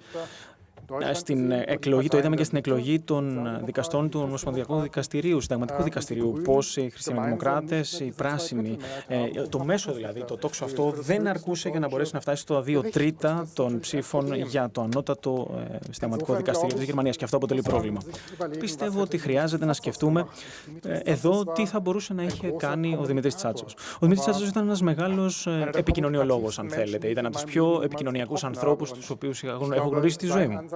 Νομίζω ότι η προσέγγιση του θα ήταν να μιλήσουμε με τους ανθρώπους, να μιλήσουμε με τους άλλους, να τους πείσουμε για τις αξίες μας, να τους πούμε ότι δεν υπάρχει μόνο δημοκρατία και κράτος δικαίου, μια χαρά είναι αυτά, αλλά χρειάζεται να τους εξηγήσουμε γιατί πρέπει να υπεραμεινθούμε τη δημοκρατία και το κράτος δικαίου.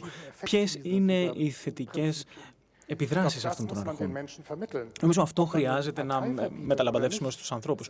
Το αν θα απαγορεύσουμε ένα κόμμα ή όχι, δεν πρόκειται να απαγορεύσει το 20% των ανθρώπων, των εκλογέων οι οποίοι ψήφισαν την AfD, να επιλέξουν ένα άλλο κόμμα που θα εμφανιστεί. Οι άνθρωποι δεν εξαφανίζονται με την απαγόρευση ενός κόμματος. Χρειάζεται να κερδίσουμε αυτούς τους ανθρώπους, να τους πείσουμε για τη δημοκρατία και το κράτος δικαίου. Χρειάζεται να δώσουμε τη μάχη για αυτά και όχι να φοβόμαστε, όχι να υποχωρούμε από το φόβο, δεν ξέρω, στα γερμανικά λέμε shitstorm, δηλαδή όλα αυτά τα οποία σχόλια, τα οποία μπορεί να βλέπουμε στο ίντερνετ. Ο Δημήτρης Τσάτσος ζούσε τη δημοκρατία και το κράτος δικαίου. Τέτοιοι θαραλέοι άνθρωποι είναι απαραίτητοι σήμερα, οι οποίοι και επικοινωνιακά απευθύνονται στον κόσμο. Και νομίζω ότι αυτή ήταν και η μεγάλη δύναμη του Τσάτσου, να μπορεί να συνηγορεί, να έχει συνηγορία για τις θέσεις του. Και μάλιστα διακομματικά ήταν σοσιαλδημοκράτης. Ένας από τους καλύτερους φίλους τους, ήδη αναφέρθηκε, ήταν χριστιανοδημοκράτης, ήταν συντηρητικός. Ο Χέρμαν Μπροκ, για παράδειγμα, που είναι και πολύ στενός φίλος του Ινστιτούτου μας.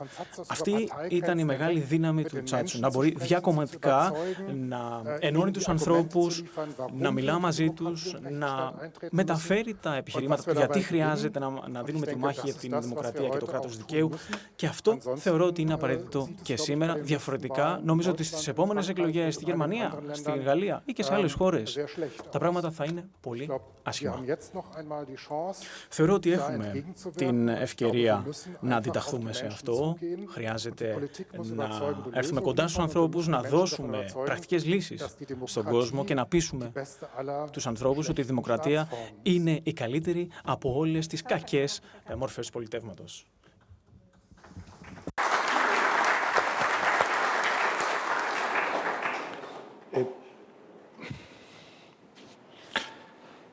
Δημοκρατία, κατά τον Δημήτρη Τσάτσο, τουλάχιστον έτσι πως την έχω καταλάβει, στην Ευρωπαϊκή Ένωση είναι αυτό που ξεκίνησε που είπε ο Βαγγέλης ο Βενιζέλος, δηλαδή η Ευρωπαϊκή Συμπολιτεία, όμως, πάντα στο μυαλό του είχε την Ένωση Κρατών και Λαών. Αυτό δηλαδή ήταν η πεμπτουσία της σκέψης του.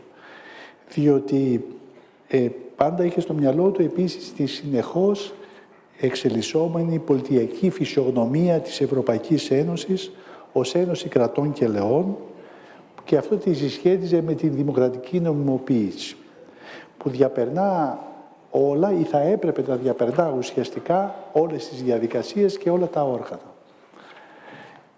Μόχθησα να ξαναθυμηθώ λίγο όλα αυτά και τα έχω γράψει για να μην είμαι ασυνεπής με τον εαυτό μου.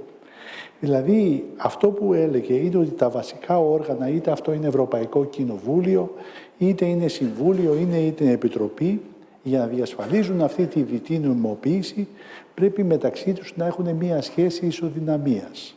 Δηλαδή, νομιμοποίηση της Ευρωπαϊκής Ένωσης τόσο ως Ένωση Κρατών, όσο και ως έντοση σε λαούς συγκροτημένων πολιτών. Μάλιστα, ο Δημήτρης Τσάτσος διαχώριζε πάντα την ισότητα από την ισοτιμία. Δηλαδή, αυτό το ονόμαζε βασική αρμονία των μεγάλων οργάνων της Ευρωπαϊκής Ένωσης. Από αυτήν την αρμονία προκύπτει και η αναγκαιότητα, κατά την άποψή του, της ισοτιμίας των κρατών. Ισοτιμία, κατά τον Δημήτρη, δεν σήμαινε, όπως είπα, ισότητα. Διότι η διαφορά των πληθυσμών θα οδηγούσε αναπόφευκτα σε ανισότητες μεταξύ των πολιτών.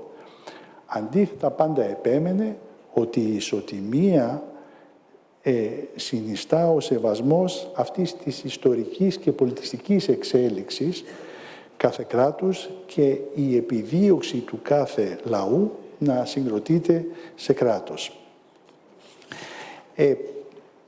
Αυτό που νομίζω το έλεγε και το 1994 και μέχρι το 2000, και το 1994 ακριβώς μέχρι το 2003, και νομίζω ότι μία από τις μεγαλύτερη δικαίωση για τον Δημήτρη Τσάτσο ήταν όταν ο Ζισκάρ ντ'Εστέν το 2003, κατά την παράδοση του τελικού κειμένου του σχεδίου συνταγματικής συνθήκης στην Ιταλική Προεδρία, ανέφερε ρητά ότι με το Σύνταγμα αυτό η Ευρώπη κάνει το οριστικό βήμα προς την πολιτική ένωση, την Ένωση Πολιτών και την Ένωση Κρατών. Και μετά, το 2009, ίσως στην τελευταία του ομιλία πλέον στην Καβάλα, είχε πει: πολλοί ερωτούν πού πηγαίνει η Ευρωπαϊκή Ένωση. Αυτή η γνωστή σύγκρουση που υπάρχει μεταξύ μεταξύ αυτών των δύο μερών. Και είπε ότι εγώ απορρίπτω αυτές τις δύο ακραίες λύσεις. Η δύναμη της Ευρώπης είναι ακριβώς αυτός ο συνδυασμός της ενότητας και του πολυκρατισμού. Αυτή η ενοποιητική διαδικασία είναι μία διαδικασία χωρίς ιστορικό τέλος, και τελείωνε τις φράσεις του λέγοντας ότι η ιστορία είναι προβλέψιμο μέχρι ένα όριο και πάντως όχι με βεβαιότητα προβλέψιμη. Έτσι η Ευρώπη είναι ένα όραμα. Αυτό συμβαίνει και με τη δημοκρατία και με την ελευθερία και με την κοινωνική δικαιοσύνη. Όταν το πλησιάζουμε αυτό το όριο, αυτό απομακρύνεται. Θέλουμε όλο και περισσότερο. Αυτή είναι η ιστορική λειτουργία του οράματος. Ευχαριστώ.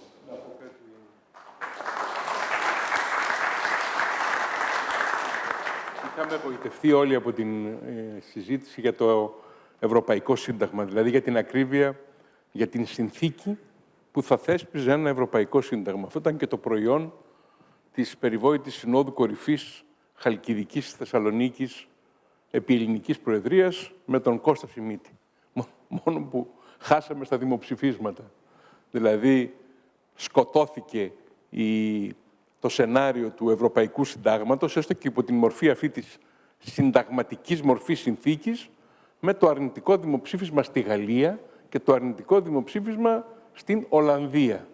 Δεν συγκροτήθηκε ποτέ ο Ευρωπαϊκός Δήμος, δεν υπάρχει ευρωπαϊκός λαός, υπάρχουν λαοί, άρα η δημοκρατία είναι μια υπόθεση των κρατών. Και το ερώτημα είναι, εάν δεν έχεις μια δημοκρατία που λειτουργεί στη Γαλλία, βλέπουμε την κατάσταση, εάν έχεις μια Γερμανία η οποία είναι αμήχανη και προσπαθεί να βρει τον ρυθμό της, με μια κυβέρνηση μεγάλου συνασπισμού που πρέπει να αποκτήσει ταχύτητα και στόχευση, και μια γερμανική οικονομία που είναι η ατμομηχανή της ευρωπαϊκής οικονομίας. Δεν έχεις άξονα Παρισίων-Βερολίνου. Δεν έχεις δηλαδή διευθυντήριο. Πώς θα λειτουργήσει η δημοκρατία στην Ευρωπαϊκή Ένωση, στο Ευρωπαϊκό Κοινοβούλιο, στην Επιτροπή? Μα εδώ θέλεις ισχυρούς πολιτικούς παράγοντες, παίκτες. Άρα η δημοκρατία είναι ακόμη μια υπόθεση εθνική. Και γιατί εκεί ψηφίζουν οι λαοί, εκεί διαμορφώνονται οι συσχετισμοί, εκεί εκλέγονται οι κυβερνήσεις. Το πιο σημαντικό ευρωπαϊκό όργανο είναι το Ευρωπαϊκό Συμβούλιο. Ποιος το ψηφίζει το Ευρωπαϊκό Συμβούλιο? Κάθε χώρα αναδεικνύει τον πρωθυπουργό της ή τον πρόεδρο της Δημοκρατίας, αν το πολίτευμα είναι προεδρικό ή ημιπροεδρικό. Άρα οι λαοί και οι κοινωνίες οι οποίες ζουν η κάθε μια με τον τρόπο τους την πρόκληση της νέας εποχής. Τα κόμματα σε μια εποχή τεχνητής νοημοσύνης και διαδικτύου που καταλύει τους φραγμούς της αντιπροσώπευσης και που ενδεχομένως θα κάνει εξαιρετικά γοητευτική την άμεση συμμετοχή, την άμεση διαβούλευση, το καθημερινό δημοψήφισμα, τις έρευνες κοινής γνώμης για το κάθε τι. Και όλοι θα έχουν το επιχείρημα ότι δεν χρειάζεται να έχουμε αντιπροσωπευτική δημοκρατία, δεν χρειάζεται να έχουμε κόμματα που συναρθρώνουν προγραμματικά τα προβλήματα και δεν χρειάζεται να έχουμε αντιπροσωπευτικά σώματα. Αυτό θα δημιουργήσει μια ιστορική αμφισβήτηση της ίδιας της δημοκρατίας, διότι η δημοκρατία ή είναι έτσι αντιπροσωπευτική, συνταγματική, φιλελεύθερη όπως είπαμε, ή δεν υπάρχει, μην έχει κανείς ψευδαισθήσεις. Άρα βρισκόμαστε αυτή τη στιγμή σε μια επικίνδυνη, γιατί επικίνδυνη είναι πάντα, κοσμογονία, έτσι, μια δηλαδή αμφισβήτηση των θεμελιωδών χαρακτηριστικών της πολιτιολογικής θεωρίας. Δηλαδή, πραγματικά τώρα, αν ζούσε ο Δημήτρης ενώπιον αυτών των προκλήσεων, τώρα θα έγραφε το μεγάλο βιβλίο μετά την Ευρωπαϊκή Συμπολιτεία και μετά την πολιτεία του, που είναι μια μεγάλη συζήτηση, μην την κάνουμε τώρα γιατί είναι αρκετά εξειδικευμένη. Ποια είναι η διαφορά της έννοιας της πολιτείας από την έννοια του κράτους στην θεωρία της οικογένειας Τσάτσου, γιατί εκεί εμπλέκεται και ο Κωστάκης, εμπλέκεται και ο Μίστος, ο Θεμιστοκλής Τσάτσος πάρα πολύ. Θα έγραφε πάντως το μεγάλο του βιβλίο τώρα υπό τις συνθήκες αυτές. Συγγνώμη που πήρα το λόγο από την αγαπητή φίλη και συνάδελφο, αλλά...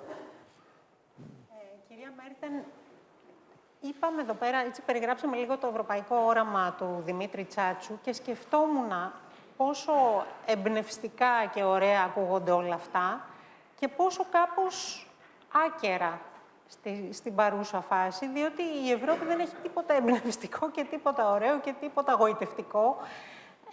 Πιστεύετε ότι είναι θέμα προσωπικότητων, δηλαδή ότι λείπει, ας πούμε, ο Χέλμουτ Κόλ ή δεν ξέρω ποιος ή ο Μιτεράν και ότι έχουμε την Ούρσουλα φον ντερ Λάιεν, η οποία προφανώς δεν εμπνέει κανέναν, ή είναι βαθύτερο το πρόβλημα?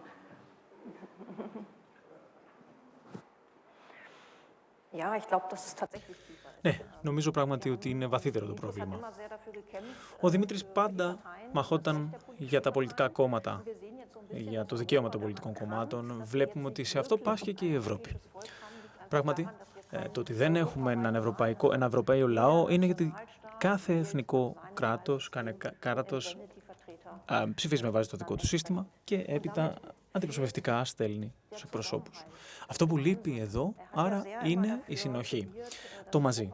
Και πάντοτε τάχονταν γι' αυτό. Υπάρχει μια Ευρώπη δύο ταχυτήτων, διαφορετικών ταχυτήτων δηλαδή, όπου υπάρχει το σύστημα και οι χώρες μετά προσπάθουν να το φτάσουν. Αναρωτιέμαι τι θα γινόταν αν βίωνε και με το Brexit και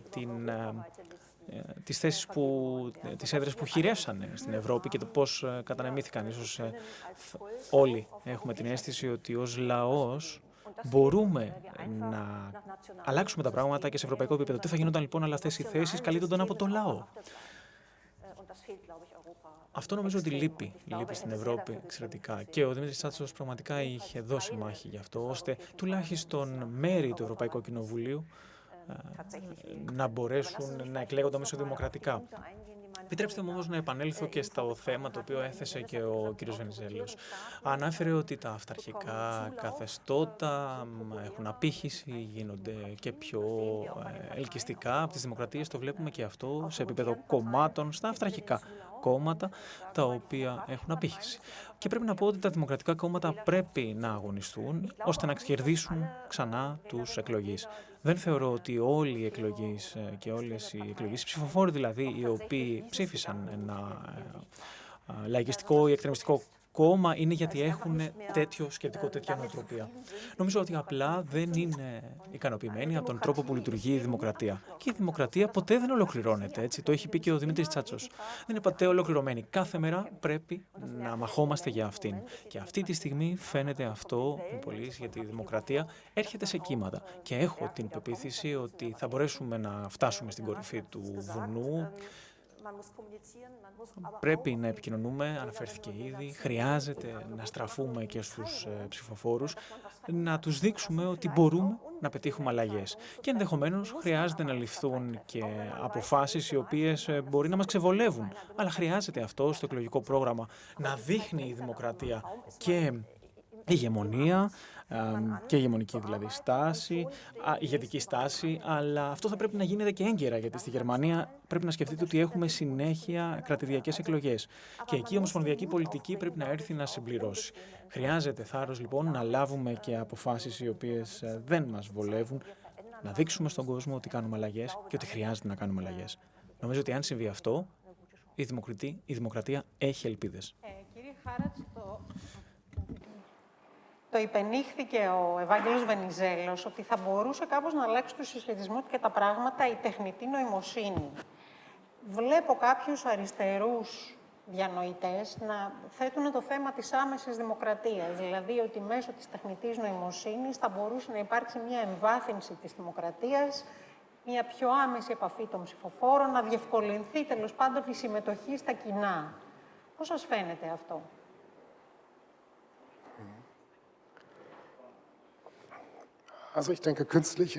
Πιστεύω ότι η τεχνητή νοημοσύνη είναι ευχή και κατάρα ταυτόχρονα.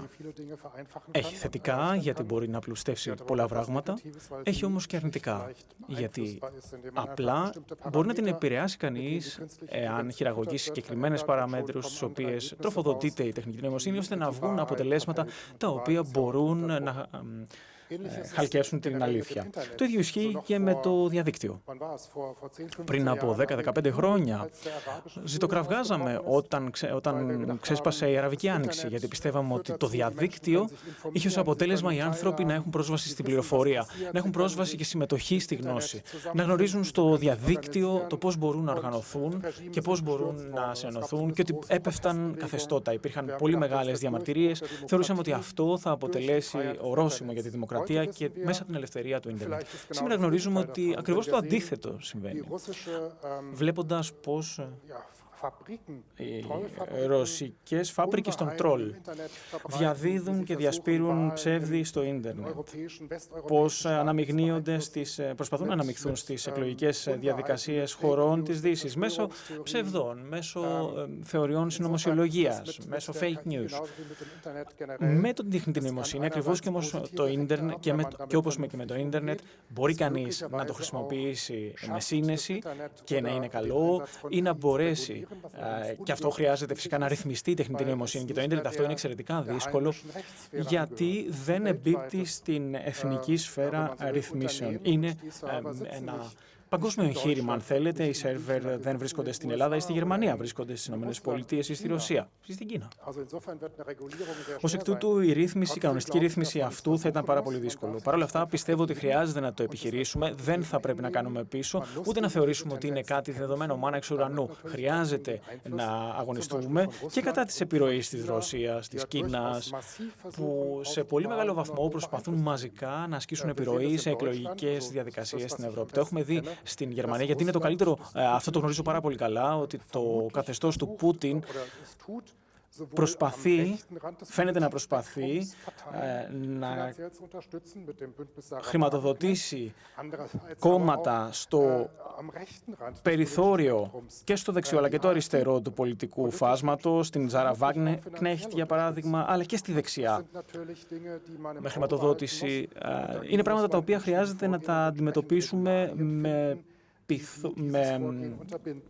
με στένος. Ακόμα και αν χρειάζεται να χρησιμοποιήσουμε κανόνες για την απαγόρευση κομμάτων, με τον έλεγχο των οικονομικών αυτών των πολιτικών κομμάτων, αλλά και με τρόπους μέσω της τεχνητής νοημοσύνης και του ίντερνετ. Εν τω μεταξύ, ο Άγγελος Βενιζέλος το ανέφερε ήδη. Έχουμε την απειλή όχι μόνο από κράτη τα οποία γνωρίζουμε ως δικτατορικά καθεστώτα από την Κίνα και τη Ρωσία. Υπάρχει επιρροή και από τους τεχνικούς κολοσσούς των ΗΠΑ, που μέσα από τους αλγορίθμους τους αναλογιστείτε τον Elon Musk, ο οποίος προσπάθησε να συνηγορήσει για την εναλλακτική για τη Γερμανία, το ακροδεξιό κόμμα στην Γερμανία, κατά τις εκλογές και να το στηρίξει. Αν γράψω κάτι στο ίντερνετ, πρέπει να ξέρετε ότι προκύπτει μία απάντηση κατά τη διάρκεια μάλλον της εκλογικής ανημέτρησης. Αν έγραφε κανείς κάτι στο ίντερνετ και έκανε μια αναζήτηση, θα έπαιρνε ως αποτελέσματα περιεχόμενο το οποίο θα συνηγορούσε προς ένα συγκεκριμένο πολιτικό κόμμα. Είναι πάρα πολύ δύσκολα τα πράγματα.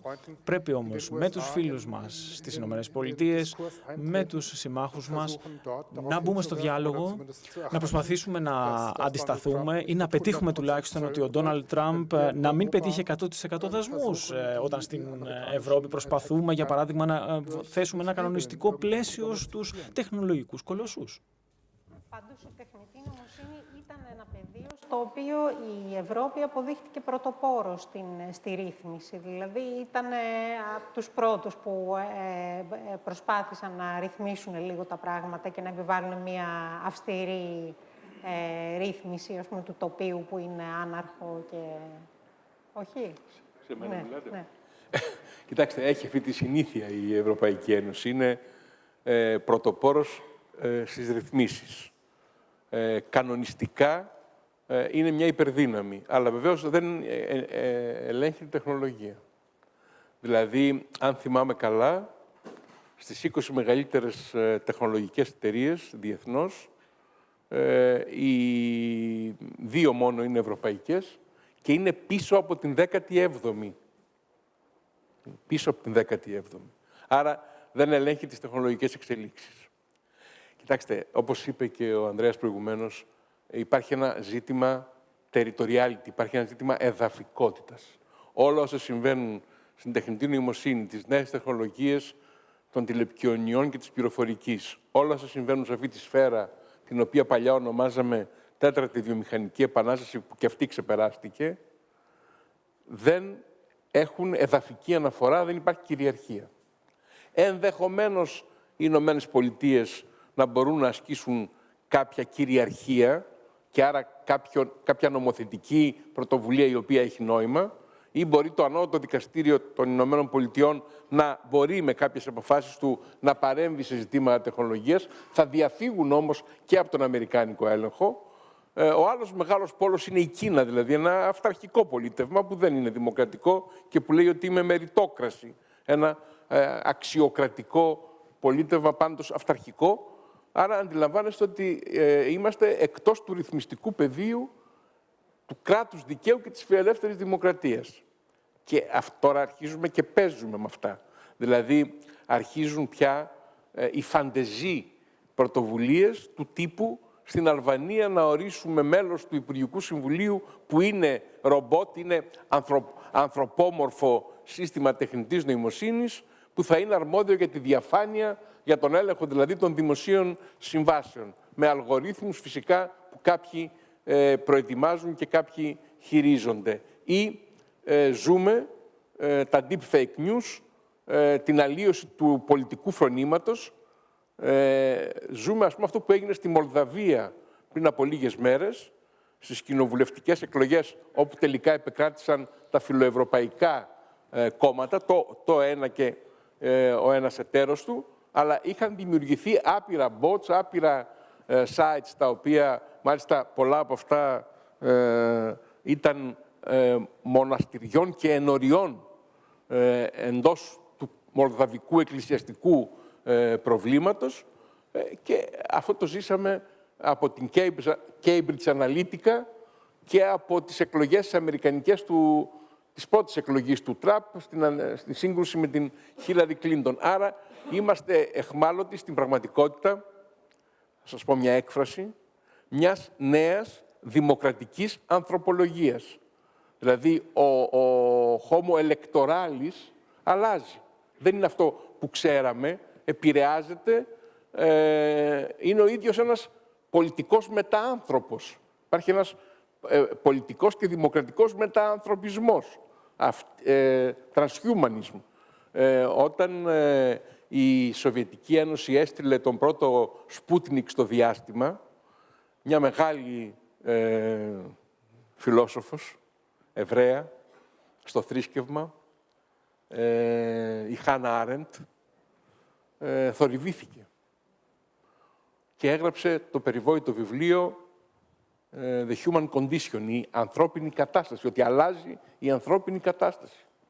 Πρέπει να δούμε ξανά τους όρους της ύπαρξής μας, επειδή πήγε το πρώτος πύραυλος στο διάστημα. Φανταστείτε δηλαδή πόσο αλλάζει η ανθρώπινη κατάσταση τώρα. Και άρα επηρεάζει τη δημοκρατία όχι μόνο στους θεσμούς και τις λειτουργίες και τις τεχνικές.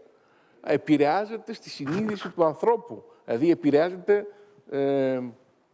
το corpus electoralis, είπα προχθές στο Μεγάλο Συνέδριο της Εκκλησίας της Ελλάδος, το οποίο είναι, σεβασμιότατη, το corpus mysticum της δημοκρατίας.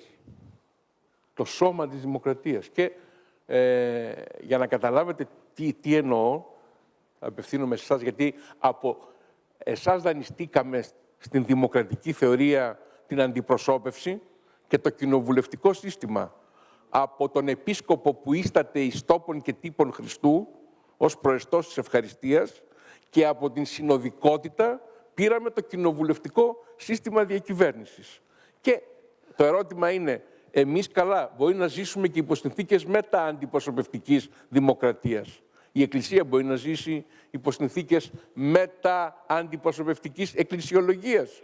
Μπορεί να υπάρχει μόνο πίστη ατομική και άμεση σχέση με το ιερό, με το Θεό, με οτιδήποτε πιστεύει ο καθένας, χωρίς να συγκροτείται εκκλησία. Αν το σκεφτείτε αυτό, θα καταλάβετε πόσο σημαντικό είναι να υπάρχουν ατομικές συμπεριφορές. Όλοι εκφραζόμαστε. Λέει ο καθένας την άποψή του στα social media. Πληροφορείται μέσα από την τεχνητή νοημοσύνη, από το ChatGPT. Αλλά συγκροτείται η κοινωνία των πολιτών. Συγκροτείται η δημοκρατία ως σχέση. Αυτή κινδυνεύει. Και αλλάζει και ο άνθρωπος. Είναι μια νέα δημοκρατική ανθρωπολογία. Άρα όλα τα εργαλεία μας πρέπει να επαναεξεταστούν. Και αυτό εννοούσα ότι θα έγραφε ο Δημήτρης, θα έγραφε πολύ σοβαρά πράγματα από την άποψη αυτή. Τώρα εμείς εδώ τα υφιστάμεθα αυτά, τα παρακολουθούμε. Είμαστε μια μικρή περιφερειακή χώρα, έτσι. Η Ευρώπη όμως είναι και η ίδια μια μικρή περιφέρεια.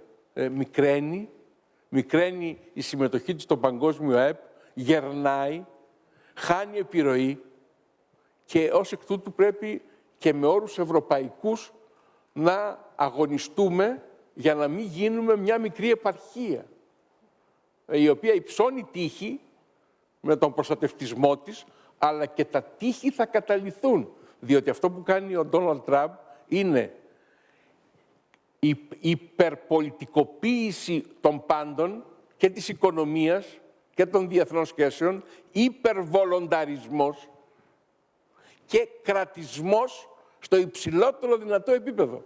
Πολιτική εξουσία θέλει να ρυθμίσει τα πάντα με την βούλησή της και την ισχύ της, με την δύναμη του κράτους. Φανταστείτε, αυτό δεν είναι καθόλου φιλικό προς την αγορά, καθόλου φιλελεύθερο, θα μπορούσε να είναι ενδεχομένως πάρα πολύ φιλικό απέναντι σε παλιές δοξασίες της επαναστατικής αριστεράς. Γι' αυτό η επαναστατική αριστερά αγκάλιασε τον Καρλ Σμιτ, που οι φίλοι μας οι Γερμανοί τον ξέρανε ως ναζιστή συνταγματολόγο, και οι Ιταλοί αριστεροί, οι πιο ριζοσπάστες, τον βρήκαν ως δικό τους θεωρητικό 30 χρόνια αργότερα. Άρα λοιπόν πρέπει να τα δούμε όλα αυτά υπό την οπτική γωνία αυτού που συμβαίνει κυρίως με τις ΗΠΑ. Αυτή δηλαδή η υπερπολιτικοποίηση που περιέγραψα και ο υπερκρατισμός, τι νόημα έχει για μας στην Ευρώπη. Σας λέω το σχήμα πολύ απλά, για να σας το θυμίσω. Τα κρατικά τείχη πέφτουν για να γίνει η ενιαία αγορά, αλλά η Ευρωπαϊκή Ένωση ως τέτοια θεωρεί ότι μπορεί να υψώσει ευρωπαϊκά τείχη για όλη την ενιαία αγορά. Αυτό λοιπόν είναι μια συγκλονιστική ψευδαίσθηση. Αυτό δεν λειτουργεί.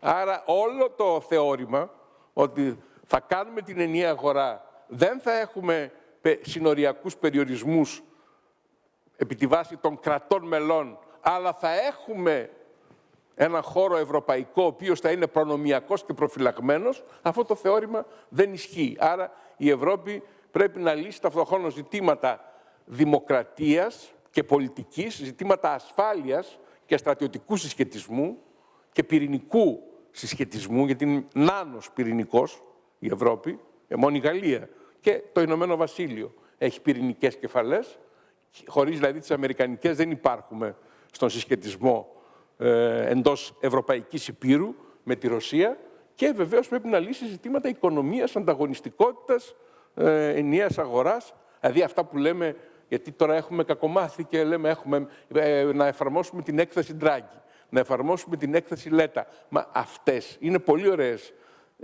προσεγγίσεις, αλλά είναι προσεγγίσεις εντός του συμβατικού πλαισίου για την Ευρώπη που ξέραμε μέχρι πριν από 1 χρόνο, 2 χρόνια, 5 χρόνια. Το περασμένο Σάββατο είδα Θεσσαλονίκη 16 κοσμήτορες νομικών σχολών από τα Δυτικά Βαλκάνια, που είναι οι υποένταξη χώρες. Η Αλβανία, η Βόρεια Μακεδονία, το Κόσοβο, η Σερβία, η Βοσνία, Ερζεγοβίνη, το Μαυροβούνιο. Αυτοί ενδιαφέρονται να ενταχθούν στην Ευρωπαϊκή Ένωση. Τι τους λες αυτούς τους ανθρώπους, ότι έχουν πραγματικά προοπτική να ενταχθούν, ότι η Ευρωπαϊκή Ένωση τώρα μπορεί να τους προσφέρει μια προοπτική η οποία είναι ζωτική για αυτή την περιοχή της Ευρώπης, που είναι Ευρωπαϊκή Ήπειρος, που είναι κρίσιμη για την ασφάλεια, είναι κρίσιμη για μας που είμαστε μια βαλκανική χώρα, ή τους λέμε ένα μεγάλο ψέμα στην πραγματικότητα, τους προσφέρουμε μια ψευδαίσθηση ότι μπορεί κάποτε να γίνει αυτό, ενώ εμείς δεν μπορούμε να λύσουμε θέματα λειτουργίας, όχι ολοκλήρωσης, θέματα λειτουργίας και ασφάλειας. Άρα λοιπόν, όταν μιλάμε για δημοκρατία, για Ευρώπη, για δημοκρατία, για αυτές τις μεγάλες έννοιες της συμπολιτείας που είπε ο Δημήτρης προηγουμένως, της Ένωσης Κρατών και Λαών, πρέπει τώρα να σκεφτόμαστε με αυτούς τους πιεστικούς όρους, βρισκόμαστε μπροστά σε δεδομένα τα οποία ανατρέπουν τα πάντα. Θέλουμε άλλα εργαλεία τα οποία δεν μπορούμε να συμφωνήσουμε. Δηλαδή, αναθεώρηση των συνθήκων δεν μπορεί να γίνει. Δεν μπορούμε να αλλάξουμε τις ιδρυτικές συνθήκες της Ευρωπαϊκής Ένωσης, δεν θα ψηφιστούν. Δεν θα γίνει ποτέ η κύρωση από τα 27 κράτη-μέλη. Πρέπει να δούμε λοιπόν πώς θα διαχειριστούμε όλο αυτό. Επιγόντως λοιπόν θέλουμε η θύνουσα δύναμη ευρωπαϊκή, και για να μην έχουμε ψευδαισθήσεις, εάν δεν λειτουργήσει η δημοκρατία και η πολιτική στις μεγάλες χώρες, πρωτίστως Γερμανία, Γαλλία, και μετά σε αυτές που έχουν μια αίσθηση ιστορικής Ευρώπης, που θέλω να πιστεύω ότι είναι και η Ελλάδα μέσα σε αυτές, δεν θα μπορέσουμε να κάνουμε τίποτα. Θα έχουμε πρόβλημα συνοχής και θα μετράμε ποιος εξελέγει στην Ουγγαρία, ποιος εξελέγει στην Σλοβακία, ποιος εξελέγει στην Τσεχία. Και αυτά τώρα δεδηλωμένης, ας το πούμε έτσι, φιλορωσικής προσέγγισης. Βάλε μετά και, ας πούμε, συστήματα τα οποία δεν πιστεύουν αξιακά στην Ευρώπη, ανεξαρτήτως διεθνούς προσανατολισμού, αρχίζει το πράγμα και φιλορροεί. Άρα είναι μεγάλο ζήτημα, υπραξιακό αυτό το οποίο συμβαίνει.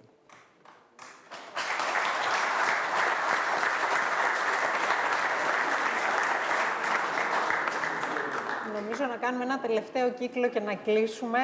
Κυρία Μέρτεν, έχετε κάτι λίγο πιο αισιόδοξο να μας πείτε από αυτά που μας είπε ο Ευάγγελος Βενιζέλος για την προοπτική της Ευρώπης?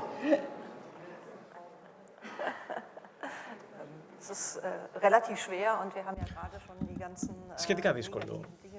Ακούσαμε τα αρνητικά. Είναι πολύ δύσκολο όλα αυτά τα κράτη με τις ιδιαιτερότητες τους εθνικές να τα συγκεράσουμε. Ενδεχομένως μπορώ να πω ότι η Ευρώπη, λόγω της πολιτικής του Τραμπ, αναγκάζεται να μεγαλώσει. Είναι δύσκολο. Αναγνωρίζουμε όμως ότι μόνο ως μια ενωμένη Ευρώπη μπορούμε να πετύχουμε κάτι. Φυσικά πάντα υπάρχουν κράτη τα οποία έχουν τη δικιά τους οπτική στα πράγματα. Παρ' όλα αυτά, εν γέννη, πιστεύω ότι έχουμε ήδη αναγνωρίσει ότι μόνο μαζί είμαστε αρκετά δυνατοί στην τρέχουσα συγκυρία ώστε να μπορέσουμε να αντιταχθούμε. Αυτό θα μπορούσε να είναι μια θετική απόχρωση που μπορώ να συνεισφέρω στη συζήτηση, αν και είναι πάντα όλο και πιο δύσκολο να βλέπει κανείς θετικά. Παραμένει το πρόβλημα στο ευρωπαϊκό επίπεδο, ωστόσο, ότι έχουμε την λήψη αποφάσεων με ομοφωνία. Μπορούμε να αλλάξουμε πολλά, χρειάζεται, όπως σας είπα, να λάβουμε αποφάσεις οι οποίες είναι άβολες. Στην Ευρώπη όμως αυτές δεν μπορούμε να τις λάβουμε, γιατί πάντα οι αποφάσεις πρέπει να λαμβάνονται ομόφωνα για αλλαγές σε κρίσιμα ζητήματα και αυτό κάνει ακόμα πιο δύσκολο το πλαίσιο λόγω της διαφορετικότητας. Είναι πολύ δύσκολο να αλλάξουμε τις συνθήκες, ενδεχομένως χρειάζεται όμως να δούμε ως προς αυτό εάν μπορούμε να κάνουμε κάποια προσαρμογή, γιατί θεωρώ ότι είναι επιτακτική ανάγκη ώστε να μπορούμε να πετύχουμε το οτιδήποτε και να πάμε και να βούμε παρακάτω. Στο σκέψεων του Βαγγέλη του Βενιζέλου θέλω να προσθέσω ότι να μην φοβόμαστε την τεχνολογία, την τεχνητή νοημοσύνη. Νομίζω ότι πριν από 25 περίπου χρόνια, θυμάμαι στο Αμβούργο, είχε ξεκινήσει ένα ολόκληρος διάλογος το πώς θα κάνουν χωρίς κανένα χαρτί όλο το Hafen City, όλο δηλαδή το παραλιακό αυτό μέτωπο που ουσιαστικά όλο το Αμβούργο μετουσιώθηκε από μία πόλη η οποία ήταν μία πόλη χωρίς μέτωπο, σε μία πόλη με θάλασσα και σε μία πόλη η οποία έγιναν σύγχρονες δραστηριότητες. Μετά από 15 περίπου χρόνια, περίπου 20 χρόνια, άρχισε όλη η συζήτηση για το blockchain και για το digital twins. Και εκεί πέρα θυμάμαι, τουλάχιστον στο Πολυτεχνείο, είχαμε κάνει 2 συναντήσεις, 2-3 ημερίδες και λέγαμε πώς να αξιοποιήσουμε αυτές εδώ πέρα τις καινούριες τότε τεχνολογίες και αυτό που μας προβλημάτιζε ήταν ότι, για στάσου, το blockchain στην Γεωργία και στη Σουηδία, όπου ουσιαστικά το είχαν εισάγει σε όλο το real estate, δηλαδή μας είχε εντυπωσιάσει το γεγονός ότι σε μία ώρα γινόντουσαν όλες οι αγοροπολισίες. Βέβαια, όταν το είχα πει αυτό, ήταν μεγάλες οι αντιδράσεις τότε, αν θέλετε, των συναδέλφων νομικών που κάνουν τον έλεγχο τίτλων, στη συνέχεια των συμβολογράφων, στη συνέχεια των κτηματομεσητών, στη συνέχεια των τραπεζών. Όμως, το ίδιο έγινε και στο δίκαιο περιβάλλοντος, στα digital twins. Δηλαδή, νομίζω ότι είμαστε σε μια περίοδο που όλα αλλάζουν και αυτό που μας και στο πεδίο της δημοκρατίας πρέπει πώς να ενισχύσουμε μέσω αυτής της παγκοσμιοποιημένης τεχνητής νοημοσύνης τη συμμετοχική διαδικασία είναι πρώτον και δεύτερον είναι ότι πρέπει να υπάρχουν εκείνα τα αντισταθμίσματα που να μην διακυβεύεται η δημοκρατία αυτή καθεαυτή. Σας ευχαριστώ πάρα πολύ.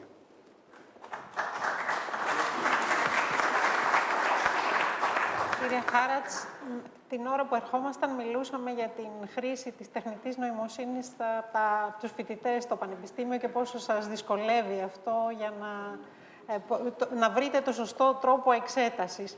Μήπως είχε αλλάξει ακόμη και γιατί λέγαμε ότι, δεν ξέρω, δεν ήσασταν μπροστά κύριε Βενιζέλου, λέγαμε ότι επιστρέφουν πάλι στα προφορικά, διότι δεν μπορούν να βρουν άλλο τρόπο να ελέγξουν αν είναι προϊόντα αντιγραφής οι γραπτές εξετάσεις και τα essays, ας πούμε, πώς τα λένε, οι εκθέσεις, τα δοκίμια, ναι. Πιστεύετε ότι αλλάζει κατά κάποιο τρόπο ο τρόπος που σκεφτόμαστε πλέον με την τεχνητή νοημοσύνη? Πρέπει δηλαδή, αυτό που είπε ο Βαγγέλης Βενιζέλος, να βρούμε άλλα εργαλεία.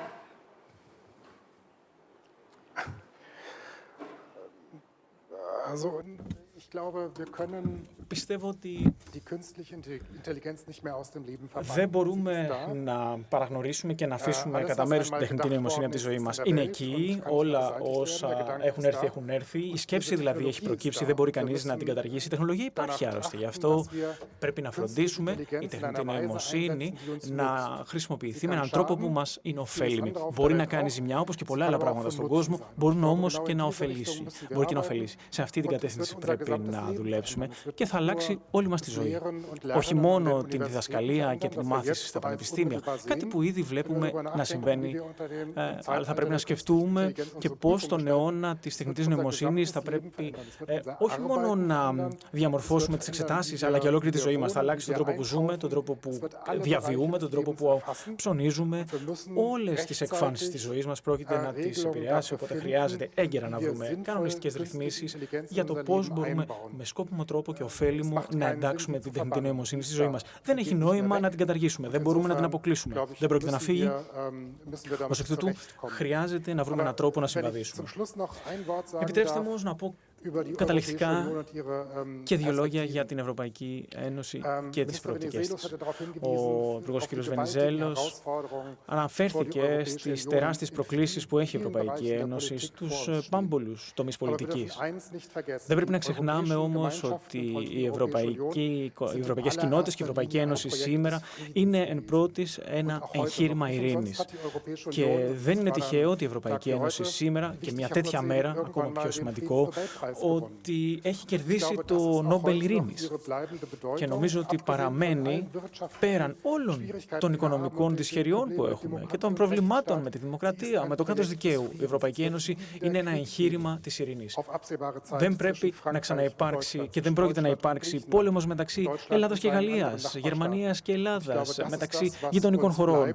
Νομίζω ότι αυτό θα μας μείνει ως καταπίστευμα και είναι αυτό το οποίο πρεσβεύει και η Ευρωπαϊκή Ένωση. Ακόμα και αν υπάρχει ο πόλεμος σήμερα μεταξύ Ρωσίας και Ουκρανίας, η Ευρωπαϊκή Ένωση ως εγχείρημα ειρήνης θα συνεχίσει να υπάρχει και πρέπει. Λοιπόν, εμείς παρουσιάσαμε στη σχολή στην οποία ανήκω, στην Νομική Σχολή Θεσσαλονίκης, παρουσίασε ο κοσμήτοράς μας, που είναι ένας αγαπημένος μαθητής μου, τα συστήματα τεχνητής νοημοσύνης στη διδασκαλία. Τα ενσωμάτωσε στους πίνακες των αιθουσών. Όμως, σκέφτομαι να εκδώσω, έτσι μεταξύ σοβαρού και αστείου, τις συνομιλίες μου με το ChatGPT, το Gemini και άλλα συστήματα τεχνητής νοημοσύνης. Τα οποία, εάν τα θέτεις ενώπιον ζητημάτων που δεν γνωρίζεις, τουλάχιστον σε γενικές γραμμές, μπορεί να σε οδηγήσουν στην απόλυτη καταστροφή. Δηλαδή, να σου δώσουν ψευδείς πληροφορίες, να σου δώσουν και ψευδή βιβλιογραφία. Ανύπαρκτη. Κατασκευάζουν ονόματα συγγραφέων, τίτλους, εκδοτικούς οίκους, τα πάντα. Κατασκευάζουν και νομολογία. Σου λέει, είπε το Συμβούλιο Επικρατείας στην υπαριθμόν τάδε απόφαση αυτό. Με απόλυτη αυτοπεποίθηση. Ανύπαρκτο. Δηλαδή, τρέμω με την ιδέα ότι μπορεί κάποιος να αναζητήσει τις ιατρικές πληροφορίες. Άλλο να το χειρίζεται ο ακτινολόγος, ο οποίος θα βάλει εκατομμύρια απεικονίσεων και θα βγάλει ένα συμπέρασμα το οποίο θα επιβεβαιώσει και ο ίδιος. Αλλά εάν δεν ξέρεις, δηλαδή αν εγώ δεν έχω μία αίσθηση του πλαισίου εντός του οποίου κινούμε επιστημολογικά, μπορεί αυτή τη στιγμή ακόμη όπως είναι, μπορεί μετά από λίγο καιρό αυτά όλα να έχουν διορθωθεί, οι λεγόμενες illusions που έχει το ίδιο το σύστημα μέσα. Και δεν είναι όλα ίδια. Δηλαδή το ένα είναι πιο φιλικό και πιο γρήγορο και ρέπει προς παροχή ψευδών πληροφοριών. Το άλλο είναι πιο επιφυλακτικό, πιο συνετό, πιο λιγόλογο. Δεν ξέρω, θα ρωτήσω. Άρα, λοιπόν, ακόμη χρειαζόμαστε πολύ μεγάλη προετοιμασία και προσοχή. Από την άλλη μεριά, εμείς στην εποχή μας, έλεγα σήμερα το πρωί στο Συμβούλιο Επικρατείας με έναν αγαπημένο μου συνάδελφο, ήμασταν χειρόνακτες. Προσπαθούσαμε να βρούμε τη βιβλιογραφία, την ομολογία, με απλοϊκούς τρόπους, ούτε καν αναλογικούς. Σας θυμίζω ότι στέλναμε γράμματα στα πανεπιστήμια και βάζαμε μέσα τα γραμματόσημα για να μας απαντήσουν. Ενώ τώρα βεβαίως έχεις πρόσβαση σε βιβλιοθήκες, μπορείς να μπεις σε μεγάλες βιβλιοθήκες από το σπίτι σου. Έτσι, μπορείς να μπεις, ξέρω εγώ, στις βιβλιοθήκες στην Οξφόρδη, ας πούμε, και να δεις ό,τι θέλεις. Περιοδικά, βιβλία, μονογραφίες, να αγοράσεις ανά πάσα στιγμή ό,τι θέλεις. Άρα η διευκόλυνση είναι κολοσιαία. Είναι άλλο παράδειγμα πολιτιστικό, επιστημολογικό, τα πάντα. Το οποίο βεβαίως πρέπει να μπορείς να το διαχειριστείς χωρίς να αλλοιωθεί ο πυρήνας της ύπαρξής σου και βεβαίως δεν πρέπει να υποτιμηθεί η φυσική ευφυΐα μπροστά στην τεχνητή ευφυΐα, γιατί αλλιώς θα έχουμε και γνωσιολογικό πρόβλημα πάρα πολύ σοβαρό. Βεβαίως δεν χρειάζεται να ξεκινάς πάντα από το βου. Μπορεί να ξεκινάς in media res. Δηλαδή μπορεί να ξεκινάς από πολύ πιο προωθημένο σημείο, επειδή πια έτσι η τεχνολογία σου επιτρέπει να ξεκινήσεις. Αλλά πρέπει αυτό να ενταχθεί μέσα σε μια διαδικασία παιδαγωγική, γνωστική, την οποία δεν μπορούμε τώρα να την επινοήσουμε ή να τη σχολιάσουμε εκ του προχείρου. Φαντάζομαι ότι όλα αυτά απασχολούν άπειρο αριθμό ερευνητικών ομάδων σε όλα τα πεδία της επιστήμης και της τεχνικής. Άρα, ας είμαστε αισιόδοξοι. Η τεχνητή νοημοσύνη είναι και αυτή προϊόν του ανθρωπίνου πνεύματος. Έτσι δεν είναι? Βεβαίως, είναι και η τεχνητή μάθηση. Δηλαδή, μπορεί να σε ξεπεράσει. Αλλά αυτό είναι ένας ανταγωνισμός που εμείς έχουμε θέσει σε κίνηση. Δηλαδή, είναι μια δική μας επινόηση όλο αυτό. Δική μας εννοώ, μπορεί να είναι στρατιωτική τεχνολογία εν τέλει και είναι όπλο η τεχνητή νοημοσύνη και άρα αλλάζει και η φύση του πολέμου. Αυτό έχει πολύ μεγάλη σημασία, μην το ξεχνάμε. Ίσως αυτό είναι το πρώτο. Είναι και όπλο ταυτόχρονα. Γι' αυτό είμαστε έτοιμοι να δεχθούμε κύβερνοεπιθέσεις, οι οποίες μπορεί να προκαλέσουν βλάβες πολύ μεγαλύτερες από τον συμβατικό πόλεμο. Αλλά, εν πάση περιπτώσει, έτσι προχώρησε η ανθρωπότητα και πήγε από το καλό στο καλύτερο. Αυτή η γραμμική εξέλιξη, μακροσκοπικά, στον μακρύ ιστορικό χρόνο, έχει λειτουργήσει. Τώρα, γιατί να μην λειτουργήσει και τώρα, με βάση τις νέες προκλήσεις? Πρέπει όμως να είμαστε σε μια εγρήγορση. Ο καθένας με τον τρόπο του και ο καθένας μέσα από τις δυνατότητες που έχει και μέσα από τους θεσμούς που έχει. Αυτό νομίζω ότι είναι ένα μήνυμα το οποίο είναι συναισθαλμένα αισιόδοξο. Λουδιστές δεν μπορούμε να γίνουμε. Τι έγινε? Όπως ξέρετε, στις αρχές του 19ου αιώνα, οι εργάτες της αγγλικής υφαντουργίας, της βρετανικής, γιατί και η Σκωτία έπαιζε πολύ σημαντικό ρόλο, θέλησαν να σπάσουν τις μηχανές. Γιατί φοβήθηκαν ότι οι μηχανές θα τους πάρουν τις δουλειές. Λοιπόν, εμείς δεν μπορούμε να σπάσουμε τα συστήματα τεχνητής νοημοσύνης, καταρχάς γιατί δεν τα βρίσκεις. Είναι διάχυτα, έτσι. Είναι δίκτυα τα οποία διαχέονται και διαφεύγουν. Η δικτύωση έχει τεράστια σημασία. Άρα, λουδιστές δεν μπορούμε να γίνουμε. Και πρέπει να πηγαίνουμε πάντα προς τα μπρος, πάντα προς το μέλλον, πάντα να αναμετριόμαστε με τις προκλήσεις αυτές και από την άλλη μεριά, ανισότητες και υστερήσεις, και εμείς έχουμε υστερήσεις, μπορεί να θεραπευτούν πάρα πολύ γρήγορα, να βρεθούμε στο ίδιο σημείο με χώρες οι οποίες, και με κοινωνίες και με οικονομίες οι οποίες είναι πολύ πιο μπροστά, είναι πολύ πιο παραγωγικές, πολύ πιο ανταγωνιστικές, πολύ πιο καλά οργανωμένες από ό,τι εμείς. Άρα υπάρχει και αυτή η οπτική, η πιο αισιόδοξη, την οποία αναζητάτε. Ωραία. Να κλείσουμε λοιπόν εδώ με αυτή την αισιόδοξη νότα. Σας ευχαριστώ πάρα πολύ τον κύριο Βενιζέλο, τον κύριο Χάρατς, τον κύριο Μέλισσο, την κυρία Μέρτεν, τον πρέσβη της Γερμανίας, Ανδρέας Κίγκελ, και πάνω απ' όλα τον Γιώργο Καλουτσάκη που μας κάλεσε εδώ πέρα και είχαμε αυτή την ωραία ευκαιρία να συζητήσουμε. Ευχαριστώ πάρα πολύ.